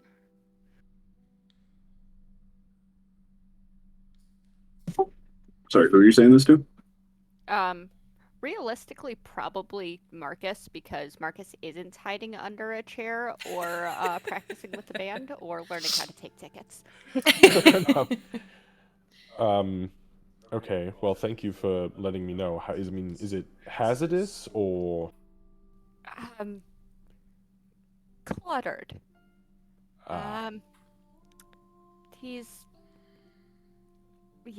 Cluttered. Okay. Are there any other entrances or exits down there that you saw? Anything that was suspicious?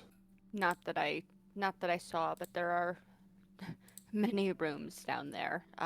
Relatively narrow walkways, detritus on the floors. There were 2 more of these alarm levers, though. Okay. So, my intention is to make sure that the civilians are my top priority. I don't want anyone to get hurt. So, if it starts out here, I'm going to have to make sure they get out first. If we need to go room to room downstairs because they've fled underneath, then maybe we should go as a group and make sure that we have as many of us together as possible, and just in case we get ambushed or who knows what down there. And if things do kick up while you're working on getting the civilians out, I can probably help keep him occupied. Okay, wonderful. Well, any of them, depending on how many there are, I suppose. Yeah, I'm really nervous that we really know nothing, because this could turn into a shit show really quickly. But thankfully, we have tangoed with these creatures before, so we know kind of what they're about.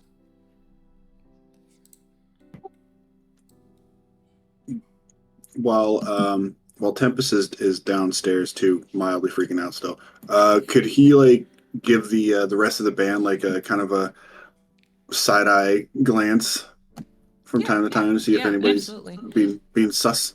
Yes. Investigate for susness, please. Roll for sus. And I can't do use at advantage because you didn't know like Yeah. the people ahead of time. Sorry. No, that makes sense. No. 14's pretty dang good. So you look around. You actually notice there are quite a few people who look just as nervous as you do. Everybody, they have like that really excited performance kind of jitters and buzz to them. Nobody really stands out. Like there's nobody who's standing there. Yeah, no problem. There's nobody who's standing there looking like they don't belong there. They're not Right. standing too stiff. Nothing like that you can tell. Perfect. I'd like to say Barkin does similar, but honestly, I think he's too focused on trying to get this ticket thing right. Because I think it makes sense that if he checks tickets, then maybe he could stop some from coming in. Mm-hmm. All right. Is there anything else that y'all want to do before we move on to the show? Free action to fret. Yes, please do that. I'll fret a little bit. Just a little. Free action, right? Is there going to be time like when the band gets up on stage to like kind of like tune and all that? Yes. Okay. Yeah, actually, if you want to take your seat, I'm assuming you're going to be like right next to Aegis on one of those chairs. So yeah, I just wanted to perhaps cast something while it's inconspicuous while everybody's tuning. Oh, I see. Yeah. You can do that if you want to do. Just give me a stealth check first. I'm good at that. I'm real good at that. Does a 22 do it? Yeah, what are you trying to cast? Okay, so I'm trying to cast. Where is it? Son of a bitch, where'd it go? Where is it? Animating performance. Animating performance. Okay. On his chair, on Tempest's chair. Okay. So here, I'll put it in the thing. Thank you. I was just looking it up because I know the vagueness, but I don't know the details. I don't know why it told me to roll. Oh, it's rolling the stats for the thing. Oh, I see. Okay. Yeah. Basically, I want to bring my chair to life and call upon it when needed. Okay, that sounds fine. That's great. Okay, yeah. And you do so. You feel like, again, everybody's already jittery and they've got the buzz, and now you guys are in your seats and everybody's getting to that point, so nobody seems to notice. Just put a little extra funk on my saxophone there a little bit. Yeah, when Aegis comes back, I'll have to give him a description of what happens there.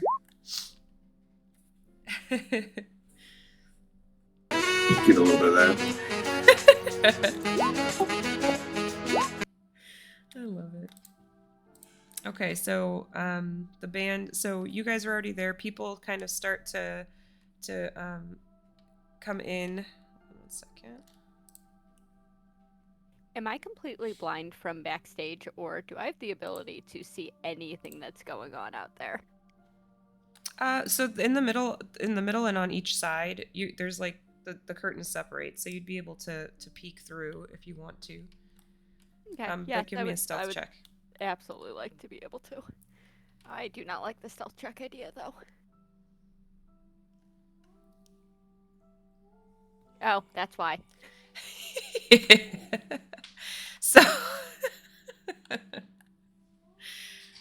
hold on 1 second, because I need to properly set this stage, as silly as that sounds.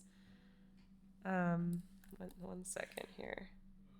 I need her to like trip on something or something there. The lights just shine on you as you're peeking. She does have all of the metal accents on everything, so she just mini disco balls. Oops, shit. Well, there goes our fucking cover. Hold on 1 second. I hope they're all doing all right.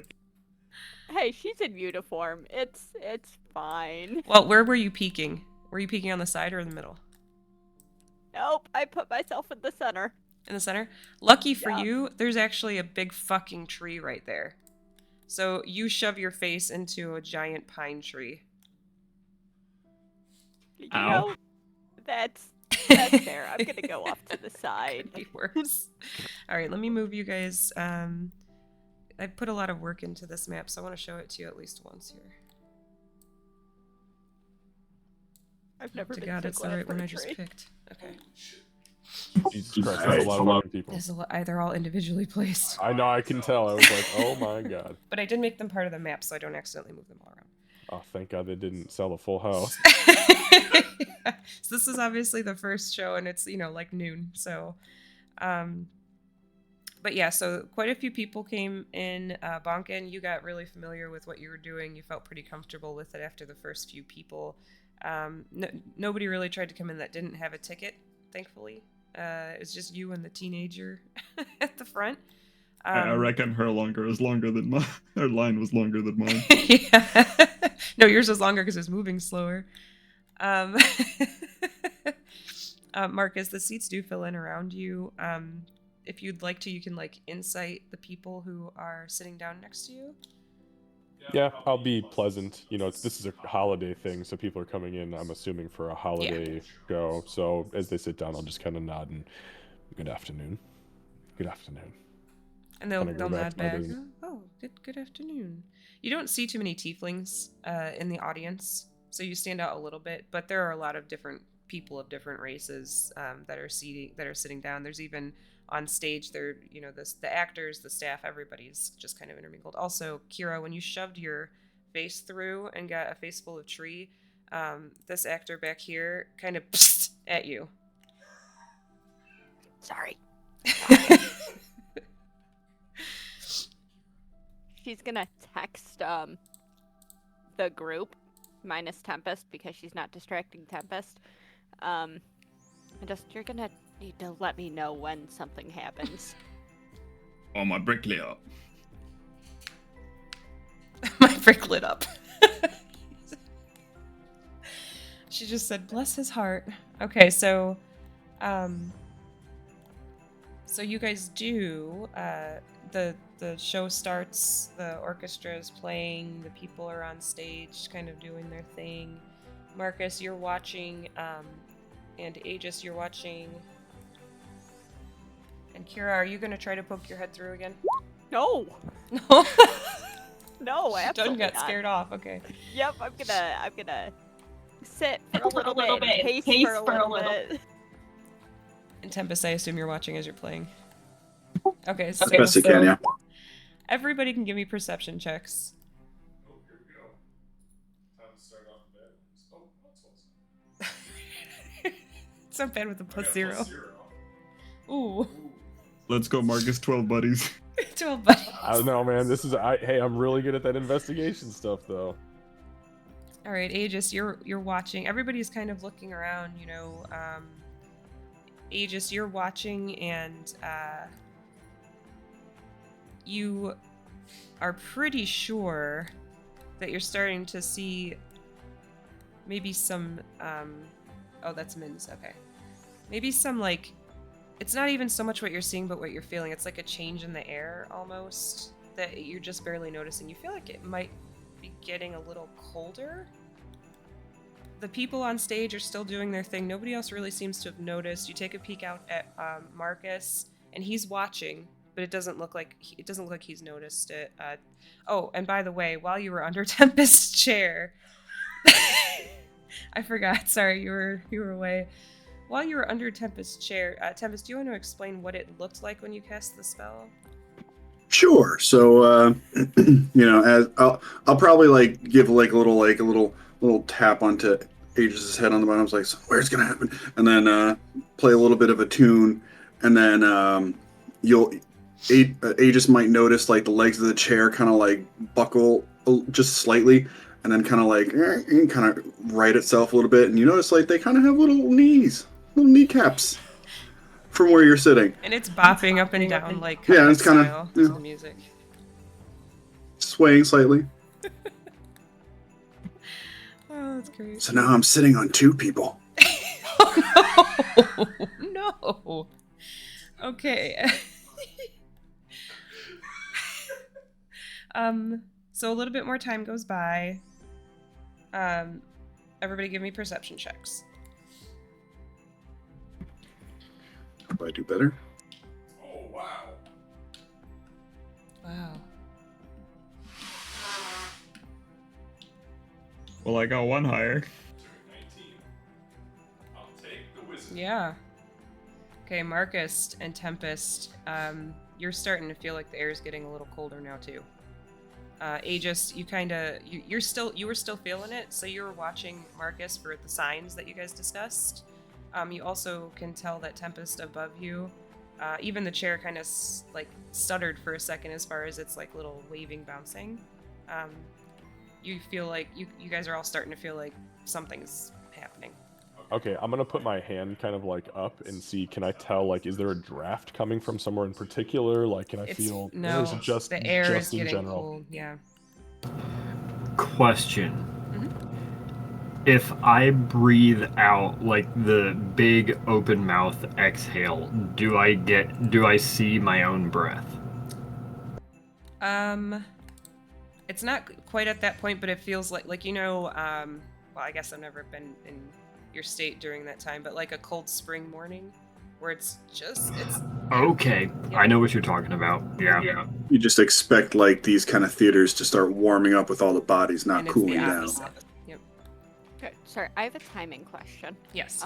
You said these shows it's an hour, then like a 10-minute intermission-ish, Mhm. and then an hour, right? Yes. How far into this first one are we? We are 35 minutes in right now. Okay, I'm gonna go ahead and pop Warding Bond now on Min, because I want to be able to overlap them as needed and not run out. Yeah, absolutely. Okay. I'm gonna send a quick text message to Aegis and to Kira, and I'm going to say, actually, yeah, just Aegis and Kira. Bonkin's not gonna fucking read it anyways. Don't give me the what, Lucy. It's just gonna say my brick lit up. So Aegis and Kira, you get a message that says, it's starting to get freezing cold out here. Do you feel it as well? Should we pull the trigger? You don't get a response from Aegis because he doesn't know how to work his phone yet. Oh, Shit, I forgot about that. So Kira does respond though, because she's sitting on this crate just waiting. I feel the cold, but I don't think it's time yet. We might scare them off.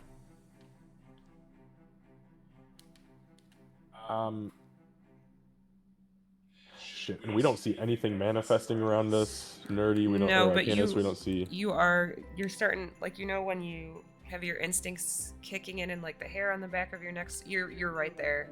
And it's that level of chill that's Yes. like really there. Okay, fuck it.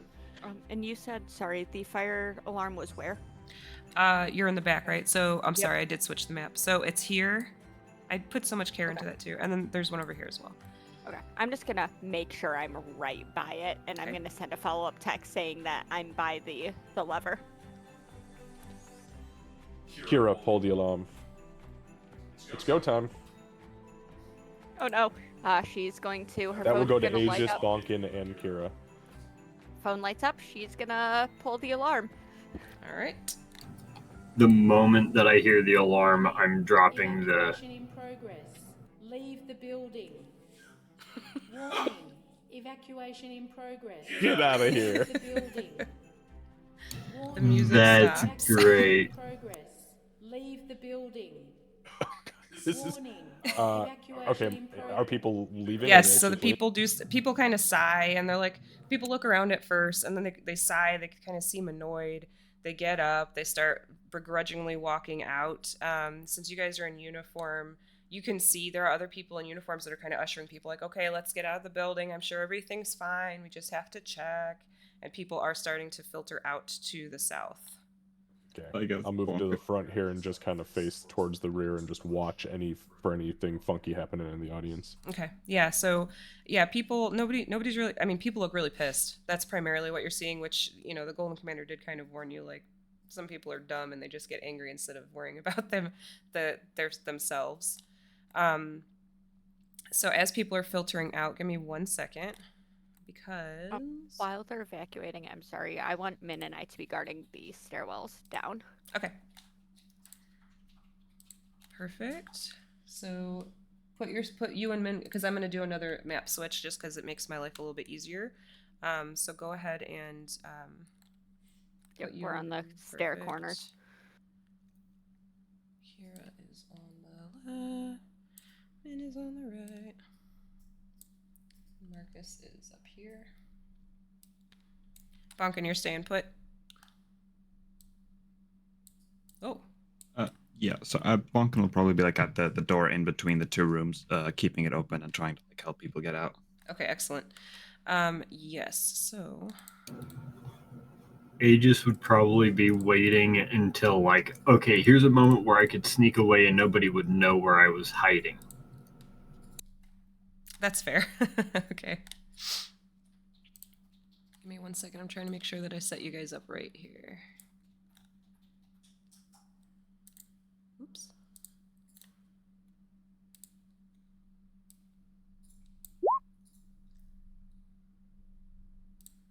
Oops. Okay, so you guys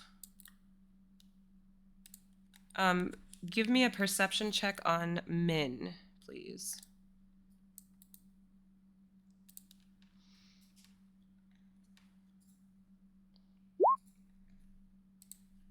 Min ready. Oh, she is ready. Okay, so Min, you get the feeling from Min that she heard something from down the stairs where she's at. I do want to have everybody roll initiative for me. You guys are going to get a surprise round because you set this off.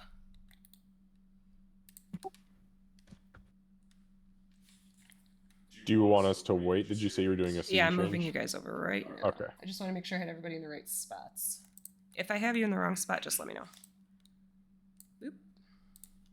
Oh.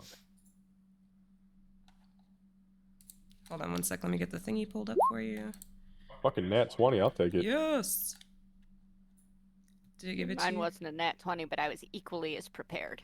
Okay, give me 1 second. It's no fair. You have advantage on your rolls. Yeah, get good. Skill issue. Hey, remember, I'm investigating. I'm an investigator. Investigator, Hey. damn it. I'm not a preceptor.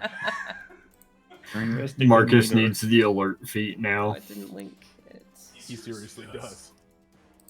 No, Damn it, I'll never miss anything ever again. Ironically, weird. neither Min nor I can actually be surprised.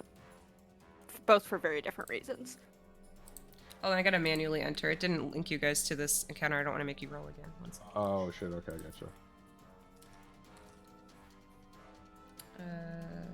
And I forgot to click my button as well. That's all right. It's being funky today, so it's okay. Tempest, what's your max? Well, I'll look at your stuff. That's okay. I just changed it. It's 54. 54. Okay. 4. Sorry, guys. You changed yours. Okay, thank you. That music is very cheery. I feel like this is more fitting.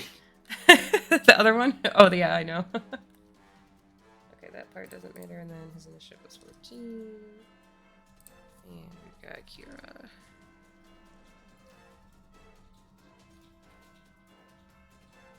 Kira, where are you? There you are.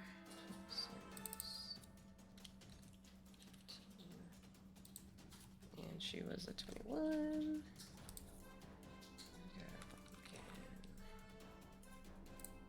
I'm so sorry, guys. Oops. That's 48. Our glasses. 15. 15. Marcus.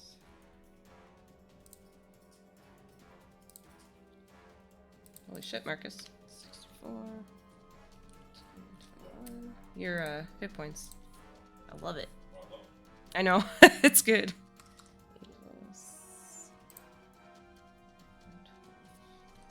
Oops.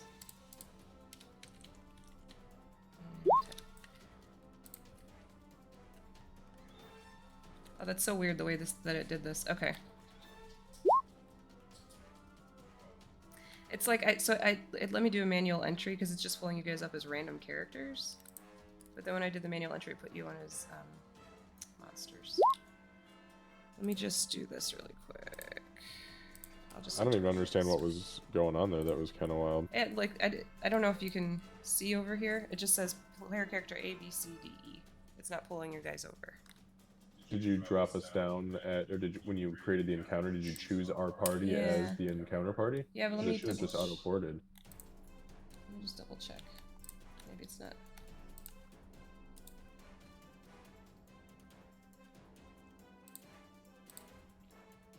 Yeah, it says there's an error with the encounter. Hold on. Manage characters. Yeah, it dropped you guys. Hold on. Okay, I'll just redo that part. Thank you. That should fix it. Hide. Hide. Okay. Save. Run. Yeah, it's still just showing player character A. That's so weird.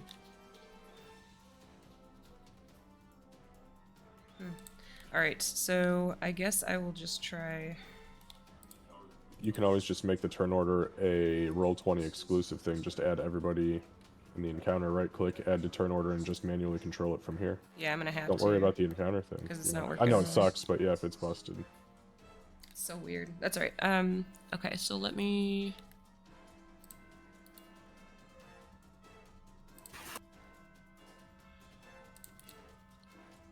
Learning new shit today, guys. Mid-turn. Come on. I can't see Kira's.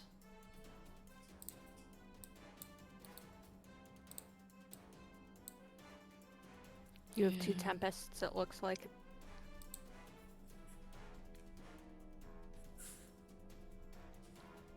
One is more than enough. It won't let me do it. This is really irritating. Yeah, what's going on? Just said that set your phone okay. Yeah, no, I'm okay. I'm just, it's not, it's really weird. And now I can't get rid of the other Tempest. Alright, we'll just leave the other Tempest at 0. Aegis, Marcus. That can be my chair. Yeah. Alright. So Tempest, the real Tempest. And now I also see 2 Marcuses. Yeah, I don't know what's going on. Tempest will say 0. Kira was a 21. Aegis was a 10. Falcon was a 15. Oh, this is gonna be a pain in my ass. Okay. Yeah, I know. Okay. And how do I do that? Oh, just with clicking on them? Okay.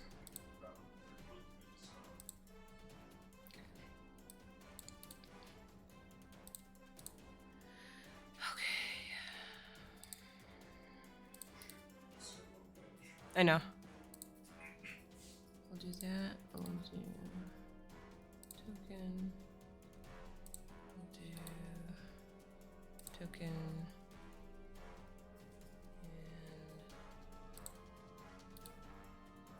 And token and ugh, okay. That one's down there already.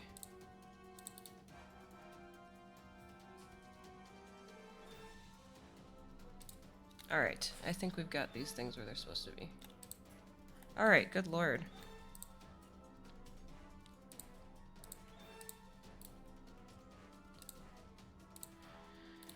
I'm gonna have to see what the hell's going on with Beyond 20, or D&D Beyond. Sorry, guys.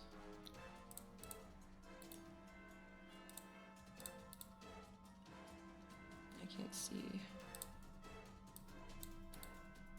What term?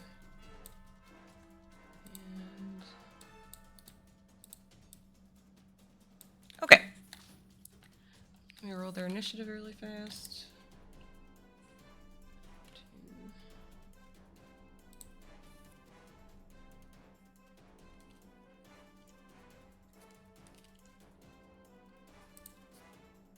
Did it not go in?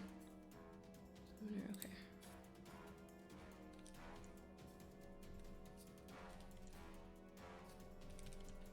Okay, I think we're finally ready. Sorry, guys. So Kira, well, which does it doesn't automatically choose. So which one of you has the highest dexterity? I've only got a 13. Then I've got the highest. Okay, so Kira, go ahead. Okay. I'm going to move me and Min to the same spot on the bottom map to make your life easier because I'm about to shoot downwards. Okay. So, I am going to shoot the water scariness. Okay.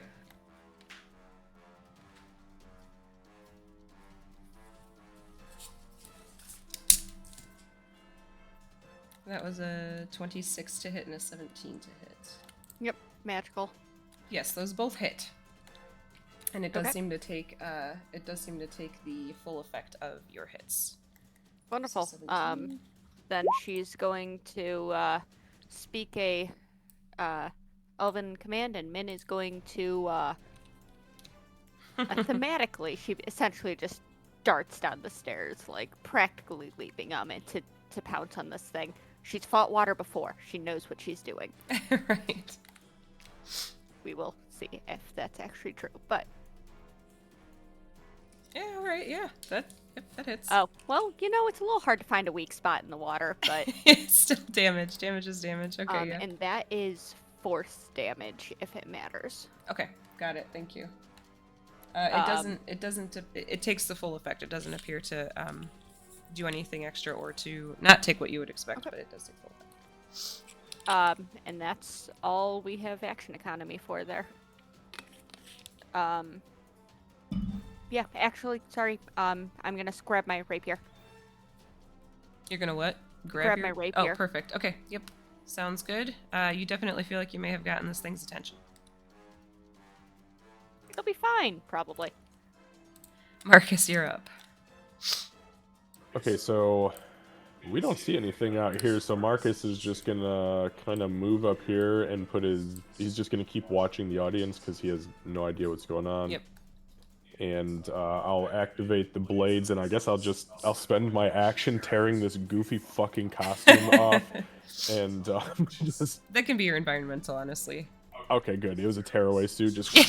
Yeah, it was hardy bitches. It was easy enough anyway. Your armor was barely staying inside of it, so... I know, I was gonna say, I probably looked like the biggest... It was ready to bust as it was. Okay, great. Yeah, so he just tears it off. He'll just pop the blades out, and he's just staying on alert now, watching for anything. And I'll say with the most recent perception check that you had done, you do think that you're hearing stuff from backstage. You think that you heard maybe some scuffling, somebody running down the stairs. Is it still getting colder out here, though? It feels colder closer to the stage. Like, as you get closer to the stage, as you walk up there, it does feel colder. Okay, let me ask you this then. At this point, does it appear that everybody has moved out of... Bonkin just asked the same question. Yeah, the civilians have exited. No, Oh, it's okay. funny. He asked it right in chat at the same time you did. Yeah, so Okay. Bonkin, you saw the last of the people in the crowd begrudgingly leave. And just so you guys know, that alarm is still going on, but I didn't want to drive everyone crazy. So that alarm is still playing where they're saying evacuate. Okay. I suppose then I will, let's see, because I went 5, 10. I guess I'll just say to these two,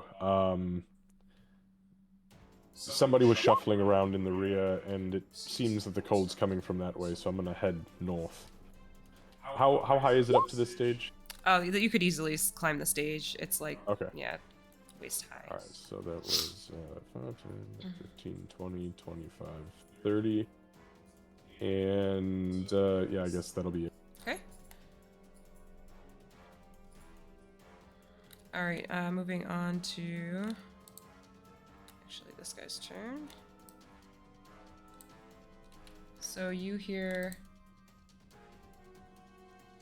Actually, yeah, you'd probably hear it. I know that those curtains, we have some downstairs and they muffle some sound, but you can hear the this door over here open, like slam open.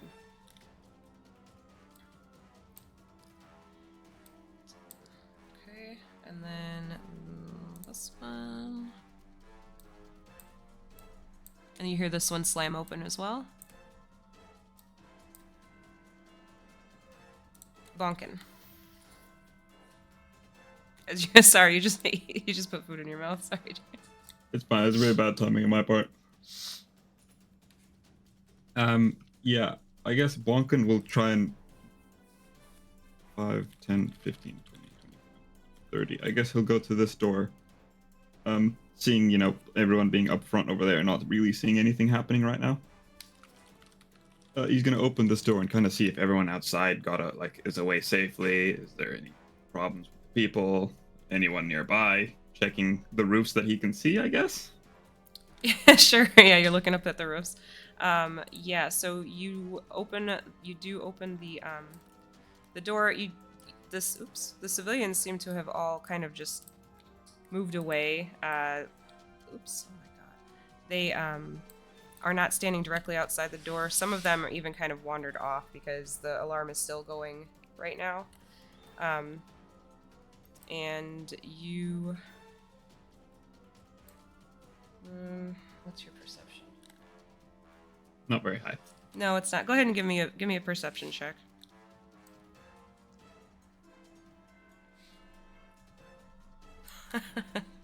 Yeah, unfortunately, you don't you don't see or hear anything yet, but you do, like I said, you see the crowd kind of moving away. They were ushered away by the staff, kind of getting them away from the building entirely.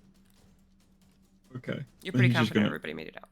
Yeah, he's just gonna kind of go, right, like everything's fine over here. I guess I'll check downstairs if Miss Kira's alright.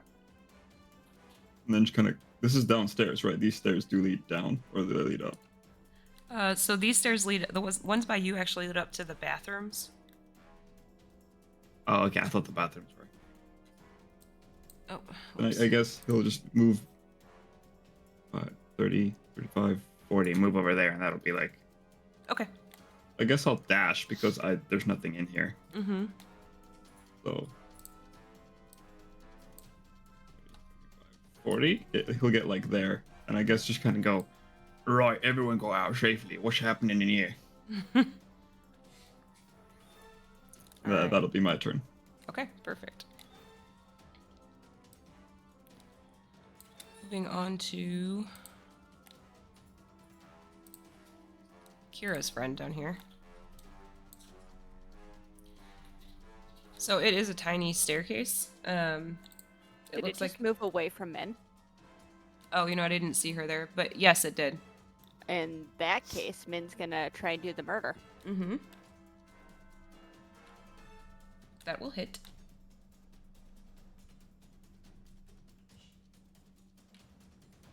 Okay, nice. Yep, it takes the full effect of that.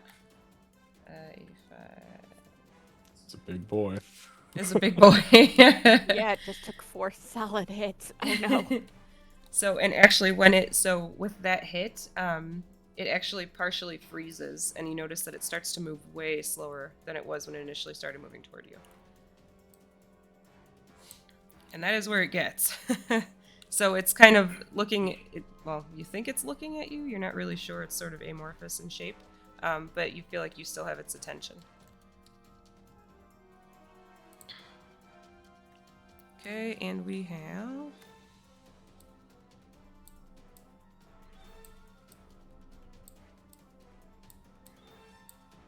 So, Marcus, Tempest, and Aegis, you definitely hear some familiar sounds. Weird little... You're not even really sure, but it sounds familiar, and it brings you back to when you were in the park with some of the crap that you were dealing with there.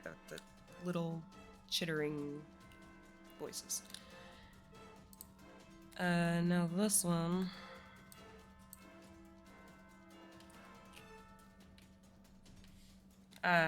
So we're going to go, and there's nobody in here for a description, but yeah, I was gonna say Kira's can still see that because she's at the top there. So yeah, she would see this coming in. Yep. And that is where it's gonna stop. Tempest. Okay, I'm sure. I know, I feel so bad. Yeah, I see that you said that. I've been hearing the slams coming from behind the stage, but I'm sure that guy made even more of a racket. Oh yeah. Coming through than the little guy. Well, no. So actually, he didn't make any sound coming through there. But once he got through, you definitely hear a sloshing. Okay. All right, then Tempest will. Yeah, he'll click his heels to fly, and he'll just rocket up 20 feet into the air. Okay. Can't see anything Thank you. yet. 1 inch. But he will. Yep. Thank you. He'll give Marcus a motive inspiration there. Okay. Excellent. Do the bonus action for the bardic inspiration. And I will say, since you went 20 feet up, you can't really see this thing directly, but you might be. You think you see. Have you ever seen the movie? Yes. Okay, so it's kind of like how the top of the head looked on your ghost. You're pretty sure you see a watery glow thing. Mm-hmm. And you could still have your environment if you'd like to use it. Okay. All right. Yeah, I'll just shout down to Aegis and Marcus as well. Hey, something big on the other side of that other side of the curtain there. I think Kira's back there too, isn't she? Okay, and then at that moment, after my turn is pretty much done, my chair will move at the end of my at the end of my turn. So Aegis, you'll just see the chair just kind of like scuttle off from on top of you, just like a little like weird crab creature. Here, I'm gonna give you a chair. Hold on a sec. Yeah. It could even just be a dot for now. No, hey, there he is. I love that it's a he. She actually has a chair token for you. Nice. I couldn't get the damn. You should be able to control it now, Tempest. I couldn't get the damn combat to work, so I had to use my chair. Yes. All right. Yeah. So the chair will kind of crawl up to the stage there, and I guess wait for anything to come bursting through the curtains. Okay. What was its stats? What's its AC? Oh yeah, AC. Where did it go? Yeah, AC is 16. Much better than mine. HP? 40. All right. It's set now. All right. Cool. Oh, and if anybody walks within 10 feet of the chair, I can decide to increase or decrease their speed by 10 feet. Okay. Got it. Yeah. All right. Anything else? Chair? That's it. Okay. Aegis, you're up. So quick question first off. Is there a quick way to like get up onto the stage, or is that up high enough to where I'm just gonna have to run around?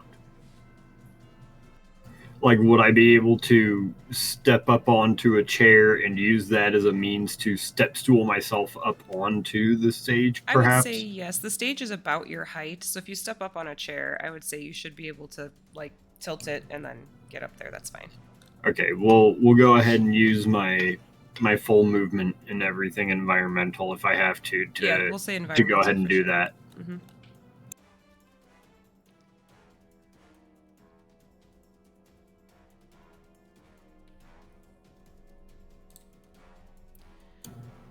And then Aegis is going to focus inwards with the staff directly in front of him.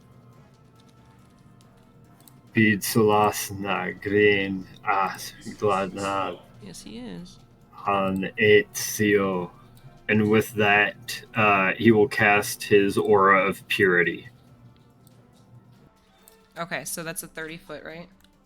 That is a 30-foot radius sphere centered on me. Okay. And also follows me, so however you want to do that. I'm gonna give you control of it, but I just gotta find it real quick. 30-foot sphere.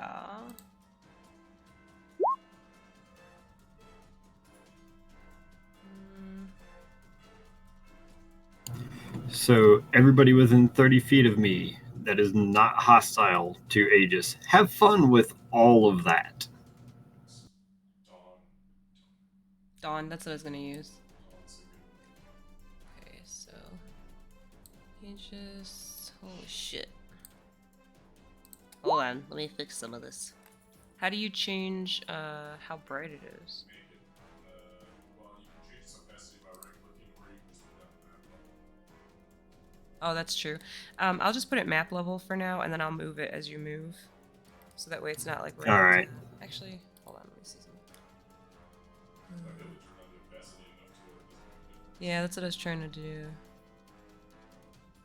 Right click. Hold on, go.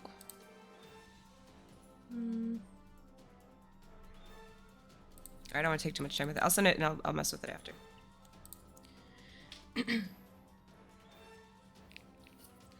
Okay, anything else, Aegis?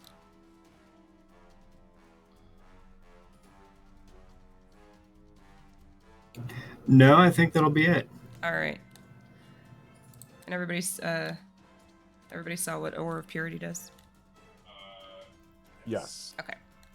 that's pretty badass. Yeah, it's a lot of bullshit. So that's why I just went, here's what all of you get covered with.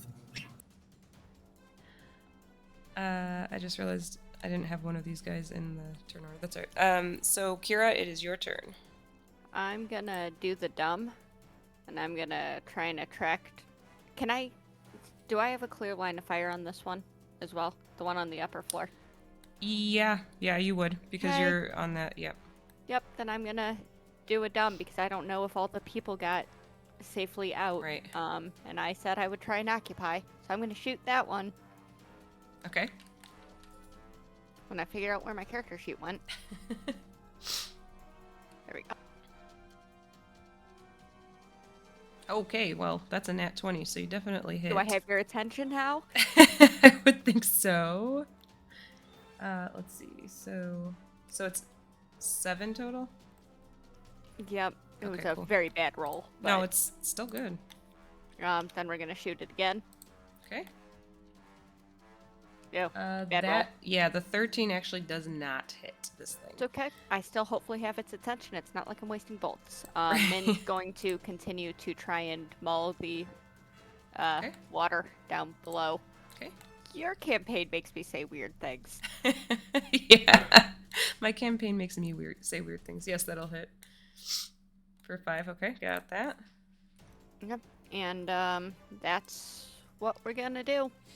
Sounds good. Marcus. Okay, so Tempest had said there's something over there. How high up is the curtain at the top? So it is about, so it would be 15 feet high. 15 feet high. 18 feet, actually. 18 feet. And is there space like above it, like where the lights are hanging and stuff? Is there Yes. like clearance, Yes. like to go over it? Okay. Then I will use my bonus action and use my psi-powered leap ability. Okay. So that's going to give me double my movement worth of flying speed. So you guys see Marcus kind of like sprints at the cloth, and hearing Tempest say that there's something on the other side, he's going to jump and kind of have this like pink barrier, radiate off of his body, and he jumps up and over the curtain. So I'll stop at the top, Candace, and then I'm going to just kind of look around down there. Is anything hiding, or is it like clear as day? It's clear as day. You can see clearly ice method. This you're not entirely sure, unless you want to do a quick history check. There's another ice method over here. He probably wouldn't even consider the history check, honestly. Yeah. And I can see Kira at the top of the stairs. Yes. But no, You don't see Min. Decisions. I'm gonna add this guy. Kira has like that almost scary shadowy focus that she had before, where she's letting some of that Shatterkind nature kind of take the lead a little bit, as she's just firing as fast as she can. Okay, so Marcus will continue to fly over here. So that was 5, 10, 15. 15 up is 30, 35, 40. And then I guess he will, fuck. Yeah, he'll just fly down and engage this big fucking thing. Okay. He's keeping his eye on Kira though, and he's like ready to jump if something comes down, if it comes down to it. So go ahead and land there. First attack. 21. Yeah, that definitely hits. This is with the Radiant Blade, Okay. and that is for 11 slashing. Magical. Yeah, it definitely takes all of it. The next, ooh, not so much. That's a 9. Yeah, that does not hit, unfortunately. All right. And yeah, that's all you can do because the bonus action was for the leap. Actually, you know what? Yeah, no, never mind. That was all my movement. I'm good. Okay. Yep, that's the end of my turn. All right. On to this guy. So it does take a second. It kind of looks back and forth and then goes over to, oops, wrong one. Goes over to Marcus. These guys are all two right on top of each other. And it's going to take a swing at you. This is an ice method? Yes. Okay. This one does look a little bit different. You can see even from the models that they are all ice methods, but the one that's attacking you looks a little bit different than this guy over here. So let's see.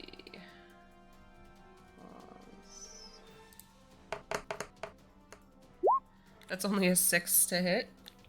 No. Let's see.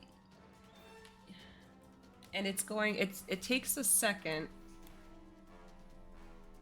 I want to make sure I'm not going to cheat here. It takes a second and it looks like it's kind of, it goes from trying to slash you, it stops what it's doing, and it almost looks like it goes into like a weird sort of meditation. Don't like that. And now this one's turn.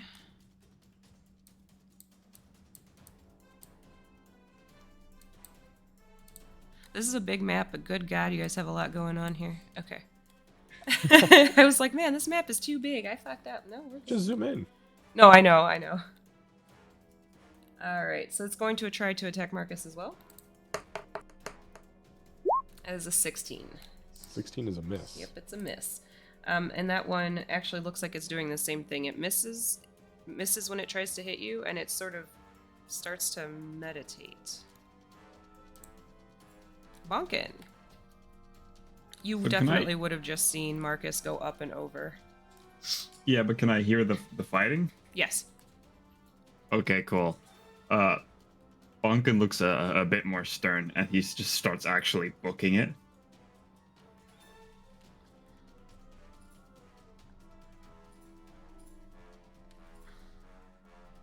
I get to there. And then you'll see Bonkin himself kind of go into this kind of like semi-focused stance. Where I'm going to spend a key point to use, get the exact wording. Okay.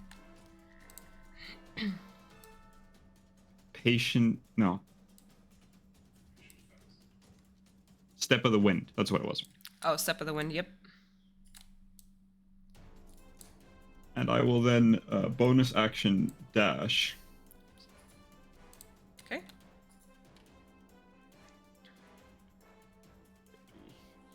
See what's happening here. That's 30 feet of my movement. Okay. And then 35, 40. So I'm just gonna get in there. Are you going like, through the between middle all- of the curtain then? Yeah, I guess. Okay, that's fine. Yeah, you would have been able to do that, no problem. So yeah, you I'm being swarmed. Help me. So Marcus. All about me. Yeah, Marcus, you'll probably see like a face appear in the curtains for a second, and then just bonk and bust out. And you see him absolutely surrounded by Mephits. He doesn't really look concerned in any way, except that the Mephits seem to be very calm, which is not what you guys encountered in the park. Right, and he's gonna try and help out where he can, so he's gonna swing once at probably this closest method here. Okay.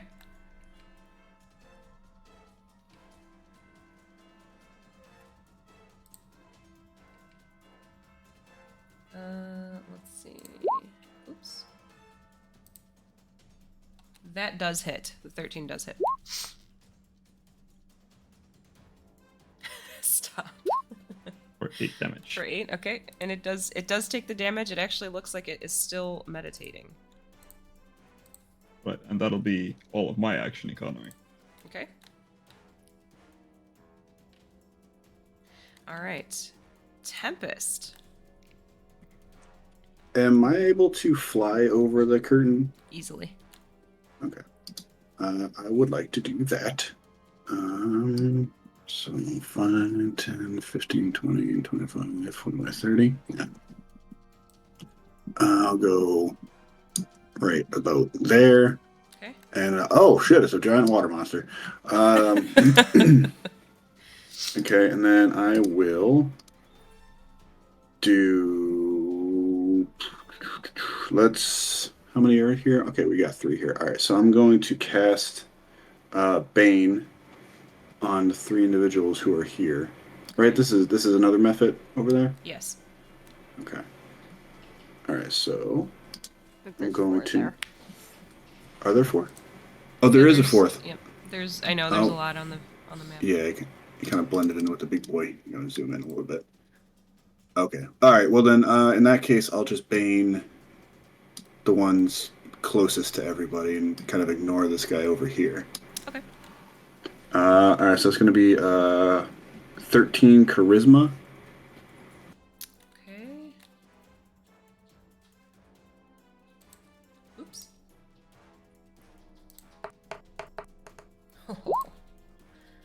Okay. Oh wow, okay.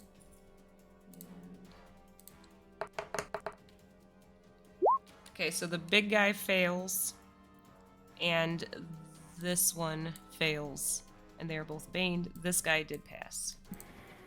Okay. What does Bane? 2's better than 0. True. Okay. So that happened. Now my chair is going to enter the fight. What's his movement speed? I think he should have more than enough. Yeah, 30 feet. Okay. Well, he can also fly. But Let's go, not gonna- chair. Let's go, chair. Go, chair. So 5, 10, 15 should get him right about there. So I just imagine this kind of thing like fucking with the curtains for a minute. Like, how the fuck do I get back there? But it's a chair, so it's weird. So it just kind of like folds itself down and scoots under, and then rah! Perfect. And then finds a big water monster and is going to attempt to hit it with a force-powered slam. Okay. So what's my to hit for that one? Force-powered slam. My attack modifier. Okay, my spell attack modifier, which is a 5. I'm just gonna roll a d20 in that. Yeah, that's fine. Yeah. I don't think 7's gonna hit. Unfortunately, a 7 does not do it. So the the chair is very excited to be alive, and as it goes to try to attack this water thing, it hits it, but it just kind of like bounces off of it. It's used to being sat on. Thanks, I hate it. So I guess that's gonna be it for me then. I think that's it for all of us. Okay. Yep. Now it is this thing's turn. Oh, there's so many. Let's see. So I think so. This thing is going to actually attack Bonkin right now, just because he just showed up and smacked it around a little bit. Fair. Actually, let's make this actually fair. I'm gonna roll a d4. We'll do chair is 1. We'll do the chair is 1. Marcus is 2. Bonkin is 3, and 4 will be a reroll. 1 second. I'm okay with it attacking me if it wants to. It is fair. I did punch it.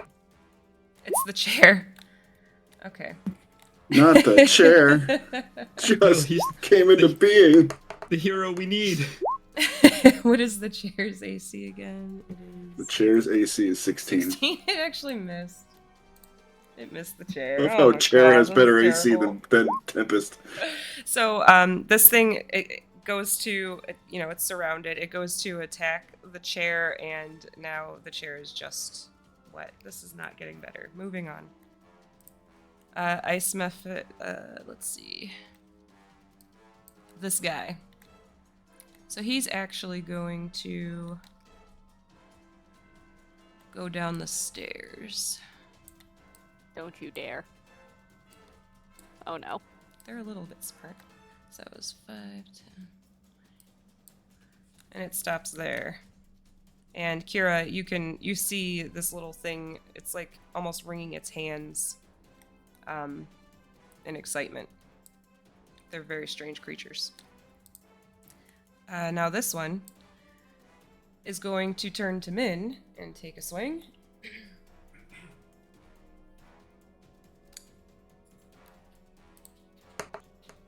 Oh wow, okay, so it's a 9. 9 to hit. A 9 to hit, yeah. Okay, yeah. But Min this- dodges nimbly. The second one is a 24.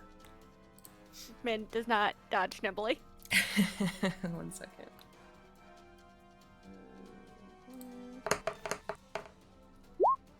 Okay, it's only for 10 points of bludgeoning damage. Okay, so that gets reduced, and since the others can't see that, Kira, they'll just see Kira, she lets out just a hiss of sudden pain. Okay. 'Cause she takes that too. And you guys would all hear that because you're all up there, so you would hear her hiss in pain. And then that is, let's see, it's actually going to. Why'd you put Min there? It's going to try to whelm Min. So give me one No. second. I don't like the sound of any of that. Well, Give me a strength saving throw for Min, please. Okay.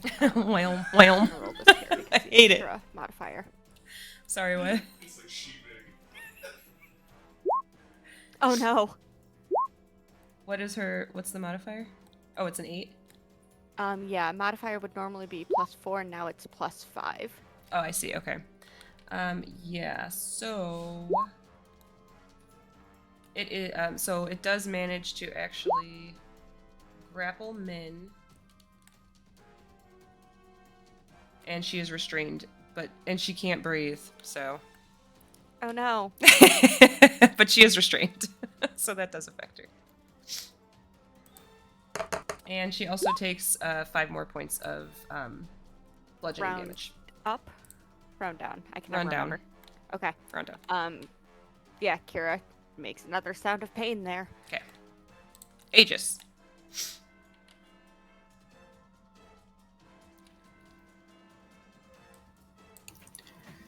So, to try and avoid the chair a little bit, we're going to go in basically a straight diagonal from where we are. So,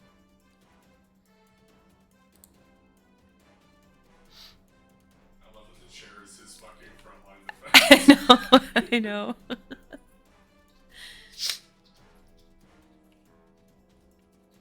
like, basically run and slide underneath that, like, baseball slide style underneath the curtain there. You successfully do so, and you feel like you've redeemed yourself from the terrible tumble you took in your last fight.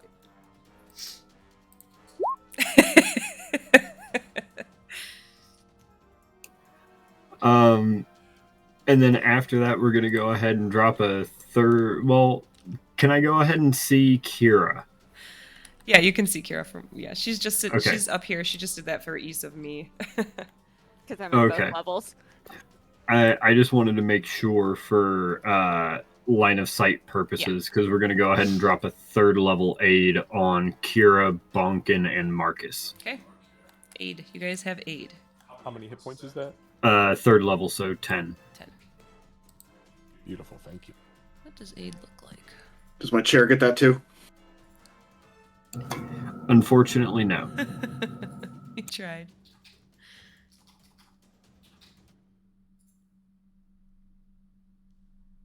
Okay. Anything else, Aegis? That will be it. All right. Aside from the aura moving to my new position again. Oh, yeah, thank you.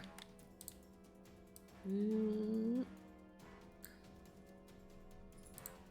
Okay, this poor little fuck finally joins the fray.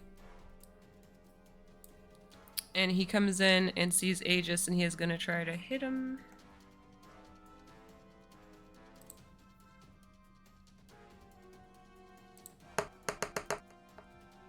It's a 5. It misses. So it comes in and just makes this... It almost seems surprised. It makes this weird little, like, yelping sound, goes to hit you, and totally misses. I hate to ask this, but in all fairness, would it have advantage because I baseball slid underneath the curtain, which would mean I'm technically prone? You didn't use your happy movement to stand up. I would have had to use basically my full movement just to get on over there. Let me roll for it. Hold on. Let the dice decide. Nope, it does not. I'm gonna say no. I'm gonna say no. Okay. I just wanted to check on that because I know I only have 25 feet of movement, and I did say that I baseball slid underneath there, Yeah, so my thing is, in all fairness. for me, a baseball slide, you're more prepared for shit. If you get knocked down or fall down, you're not as prepared. So that's my justification. That's fair. Kira. Okay. So, Kira, the shadows seem to grow around Kira, and she grabs her rapier and just goes for the thing that's hurting her companion there. Here's hoping. Melee. Oh no. I've not trained to fight water the way Min has. Okay, the 16 does actually hit, though. Okay. So it takes the full effect, because your weapons are magical, correct? Yep. Okay, yep. So it takes the full effect of that. Okay. And then Min's going to try at disadvantage to claw her way out of the water, I guess? Yeah, so, Yeah. let's see. So you can do a saving throw.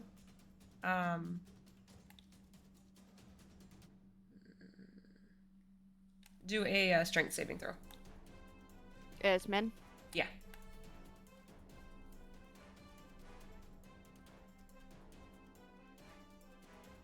$23. Oh yeah, she gets out. she Okay. She gets and out. Still attack then? Yeah, it's your turn. Yeah, that's fine. Okay, sweet. Then we're gonna try and Min murder this. The 13 misses. Yeah, water in the joints, it happens. Yeah, she wasn't breathing that whole time. I mean, come on. It was awful. Okay, that's what we've got. It was not a good 6 seconds for us. Okay. Marcus, how are your 6 seconds gonna go? Well, we'll see what the dice have to say about that. Hearing Kira hiss kind of bothered Marcus, and then seeing her charge down with her rapier was not a good sign, so something's happening. But I'm currently holding the attention of a bunch of things, so I'm gonna get wild here. I'm gonna say bonk, and I'm going to go downstairs to assist Mistress Kira, and then I'm going to just break contact and let them fucking swing at me. All right. Let's see. That's a lot of swings. Good luck. Well, They all get D4s. Well, 2 of them get D4s. 2 of them get D4s, and this one is concentrating. So it's just gonna be. Oh wait, this one. Yeah, this one is concentrating. This one is also concentrating. So it's gonna be this one that will take the attack of opportunity against you with the D4 from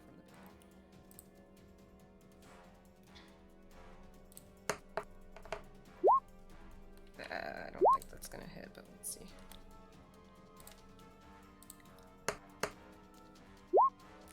Because of the D4, it misses by 1. Oh my god, it rolled really high. I rolled a 4 on the D4. Yeah. Oh my god. Yep. So Oh. Marcus, Nice. it goes to hit you with like a weird watery clubby arm, Ew. and totally it misses you. You're way too nimble, and you get out of the way in time. Okay, beautiful. So I will then jump over the edge of the stairs, because this goes down, correct? Correct. Okay, so that is 5, 10, 15, 20. And you see this, so you would actually be on this side, yep. And then you see the ice method there.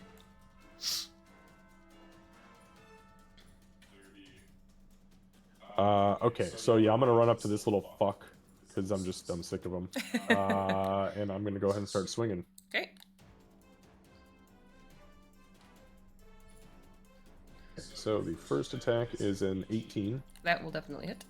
Yeah, this will be for magic slashing damage, and that is 8 points. Okay. Second attack with the double-bladed is a 20 to hit, That definitely hits. and that is for 7 points of magical slashing. Okay. You quickly are making this thing look very, very rough. Yeah, and then I'm going to use my bonus action to use the offhand at a... Oh, that's a nat fucking 20. Oh, yeah.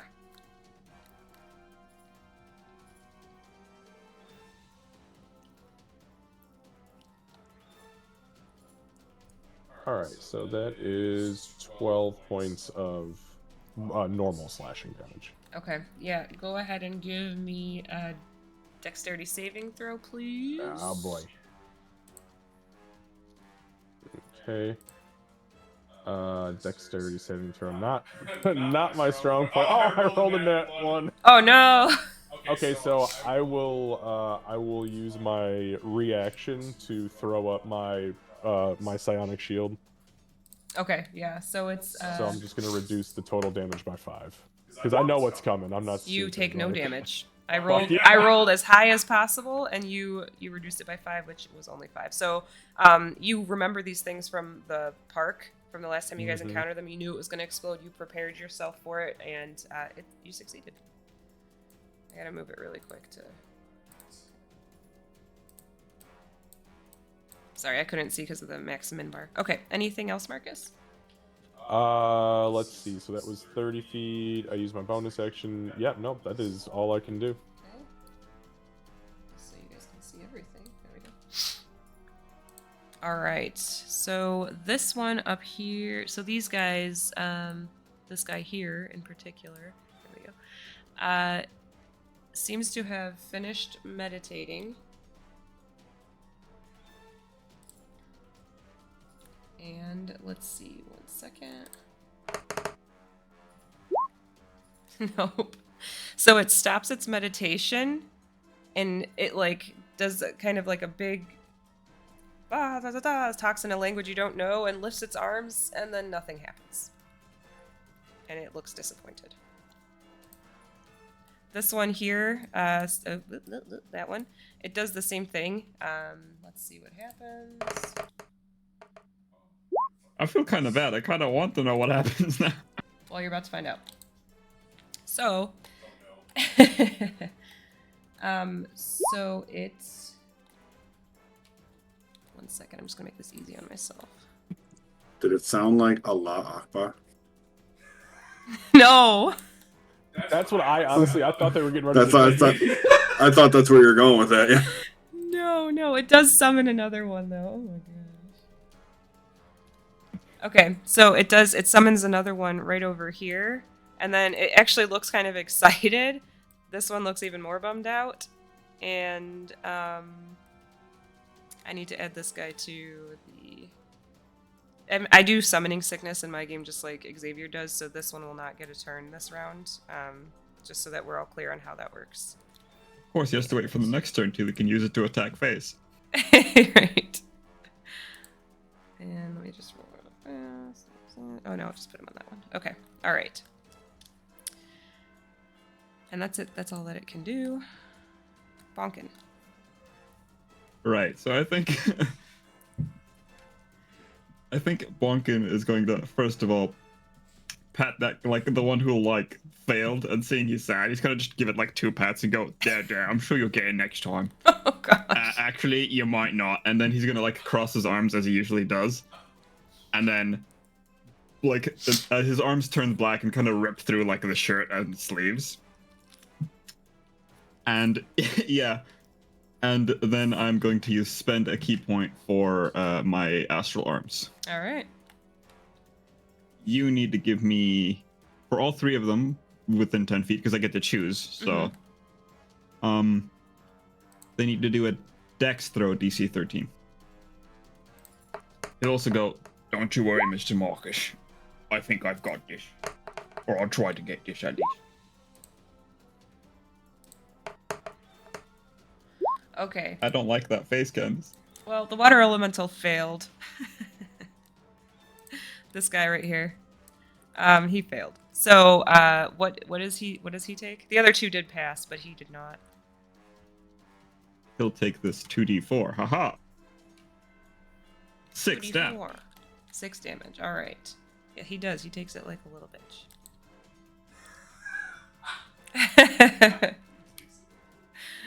Right, and that's a bonus action. So I will then swing at... You know what? Bonkin feels kind of bad for the other guy, so he's going to swing at the one who actually managed to succeed on his summon. Okay.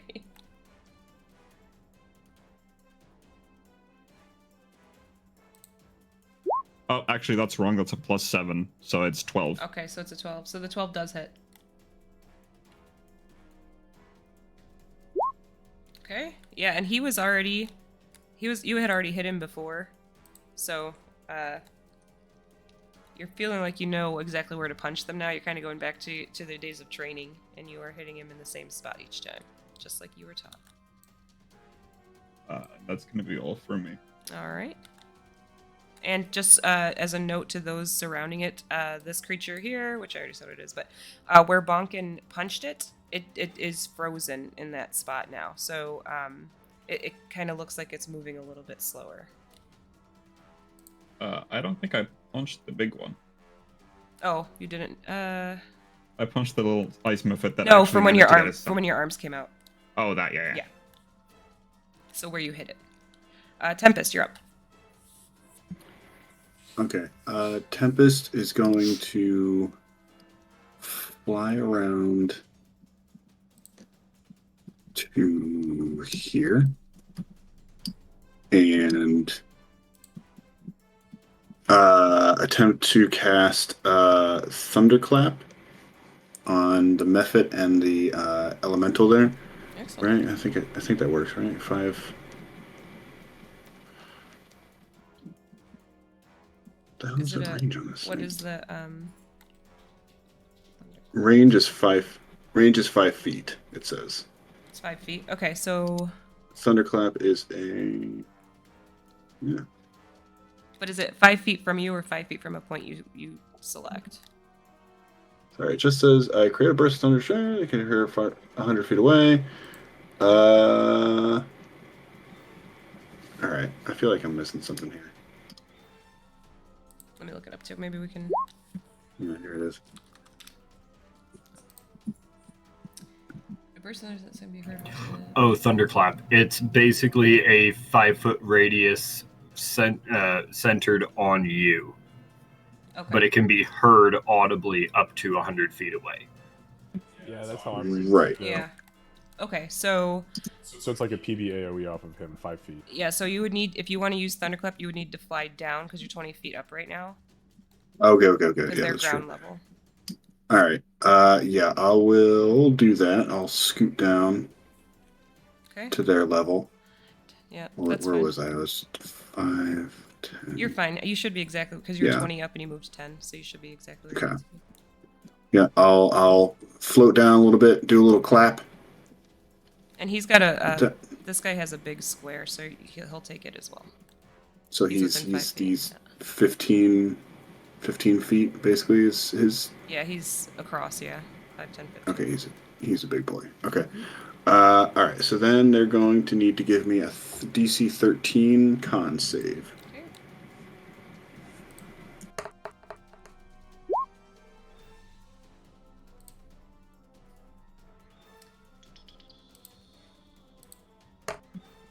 As you can tell, I almost never use Thunderclap. Hold on 1 second. I don't think I ever used it. They both fail, and honestly, the only reason the Mephit failed is because of the D4. Nice. So you're Coming in bait. handy. Yeah. So what's the damage on that? Okay. Oh, you have to So you're roll gonna take 2d6. Yeah, 2d6. Okay. it's good numbers. All right. Okay. Give me this thing. There's so much shit in the way. There we go. Oops. Okay, so this mephit is starting to look a little rough. This creature, it still looks pretty sturdy and steady. Still very much amorphous, but you can tell it's gotten a little bit smaller. Like you guys have taken out some of the water that was helping it to stay aloft.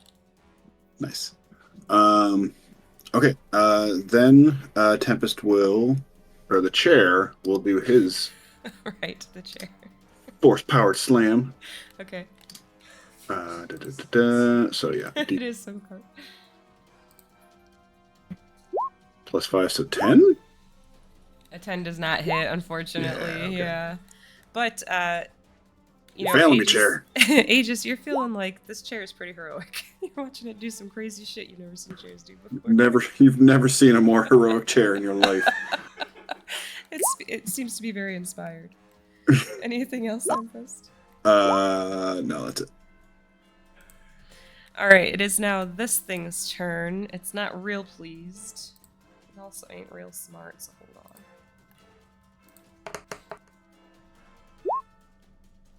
So it's actually going to swing on Bonkin. Well, it's going to try, I should say. And it does get 2 attacks. It's going to do 1. It's a 14. Missed. Oh, that was almost a 2, but instead it's a 25. Yeah, that'll hit. Just barely, though. Oh, wait, no. Nope. Hold on. Yeah, okay, no, it's dead. D4? I did, yeah. It was only down to a 23, sorry. So you take... I have a 15 armor class. That wasn't gonna help. I know, but I wanted to be fair. All the rolls must be there. So you take 16 points of bludgeoning damage. And then give me a strength saving throw, please. Oh yeah, you're good. It starts to try to like engulf you into its form, and you're like, no, I have way more arms than you have water, and it does not overtake you. It does not whelm you, if you will. Well, you won't. Okay, moving on. No Whelmich over here. No Whelmich. So we've got... Okay, so this thing... I'm going for Bonkin.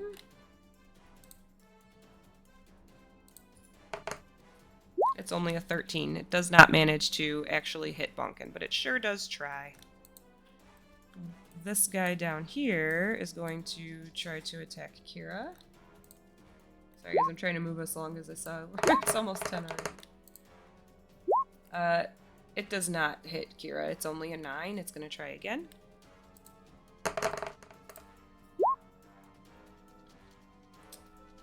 That one was... Why was that one that?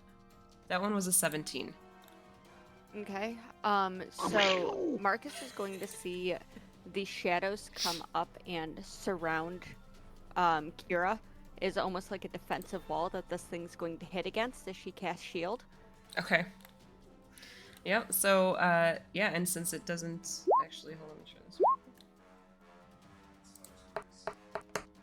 I was just seeing if it got its whelm back. Okay. Okay, yeah, so, that... It does not hit. Congratulations. Moving on. Aegis, you're up.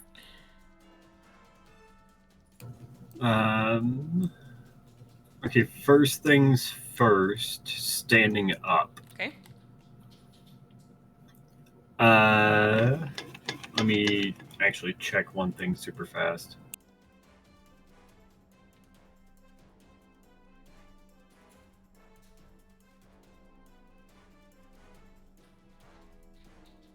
Boo, but yes. Boo.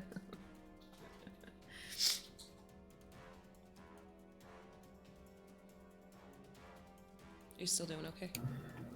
Yeah, so for now, Okay, good. would I still be able to see Kira going down the stairs?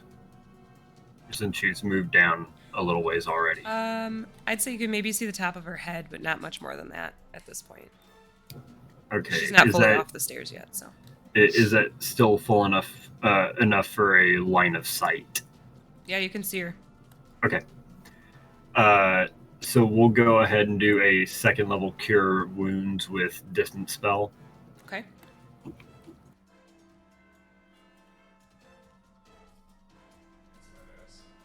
You heard this whenever she got hurt. So that's a nice 18 back to Kira. Hey, all right. Holy shit. She's like, oh, okay. Yeah, she's taking men's damage. Okay, anything else, Aegis? Final thing, we are going to bonus action 3 sorcery points, and we'll just gain back that second level slot we burned. Okay. All right. The last thing here, this little ice mephit here is going to try to attack Aegis.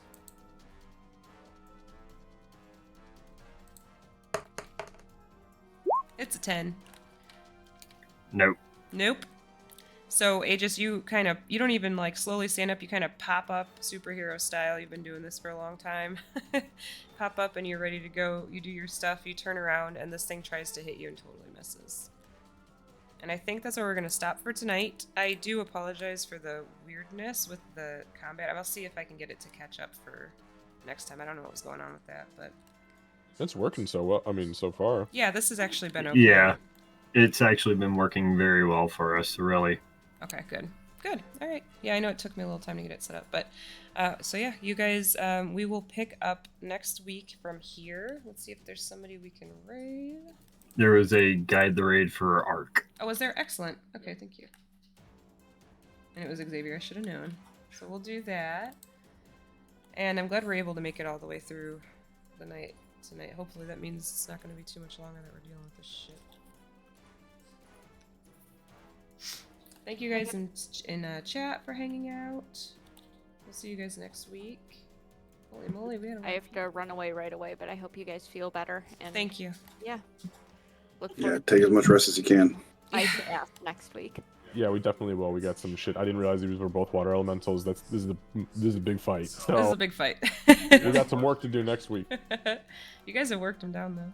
Thank you Yeah. guys so much. We'll see Alright, you. see you guys. See you next We'll be week. fine. Bye. Night, everybody. Good night. I'm also See gonna ya. go because I have class tomorrow again for the first time. Oh yeah, but enjoy. I hope you two have a good night and feel better. Thank you. We do appreciate that. Night. Thanks, guys. Have a good night. Really quick, I was going to say, just because you might get a laugh out of this.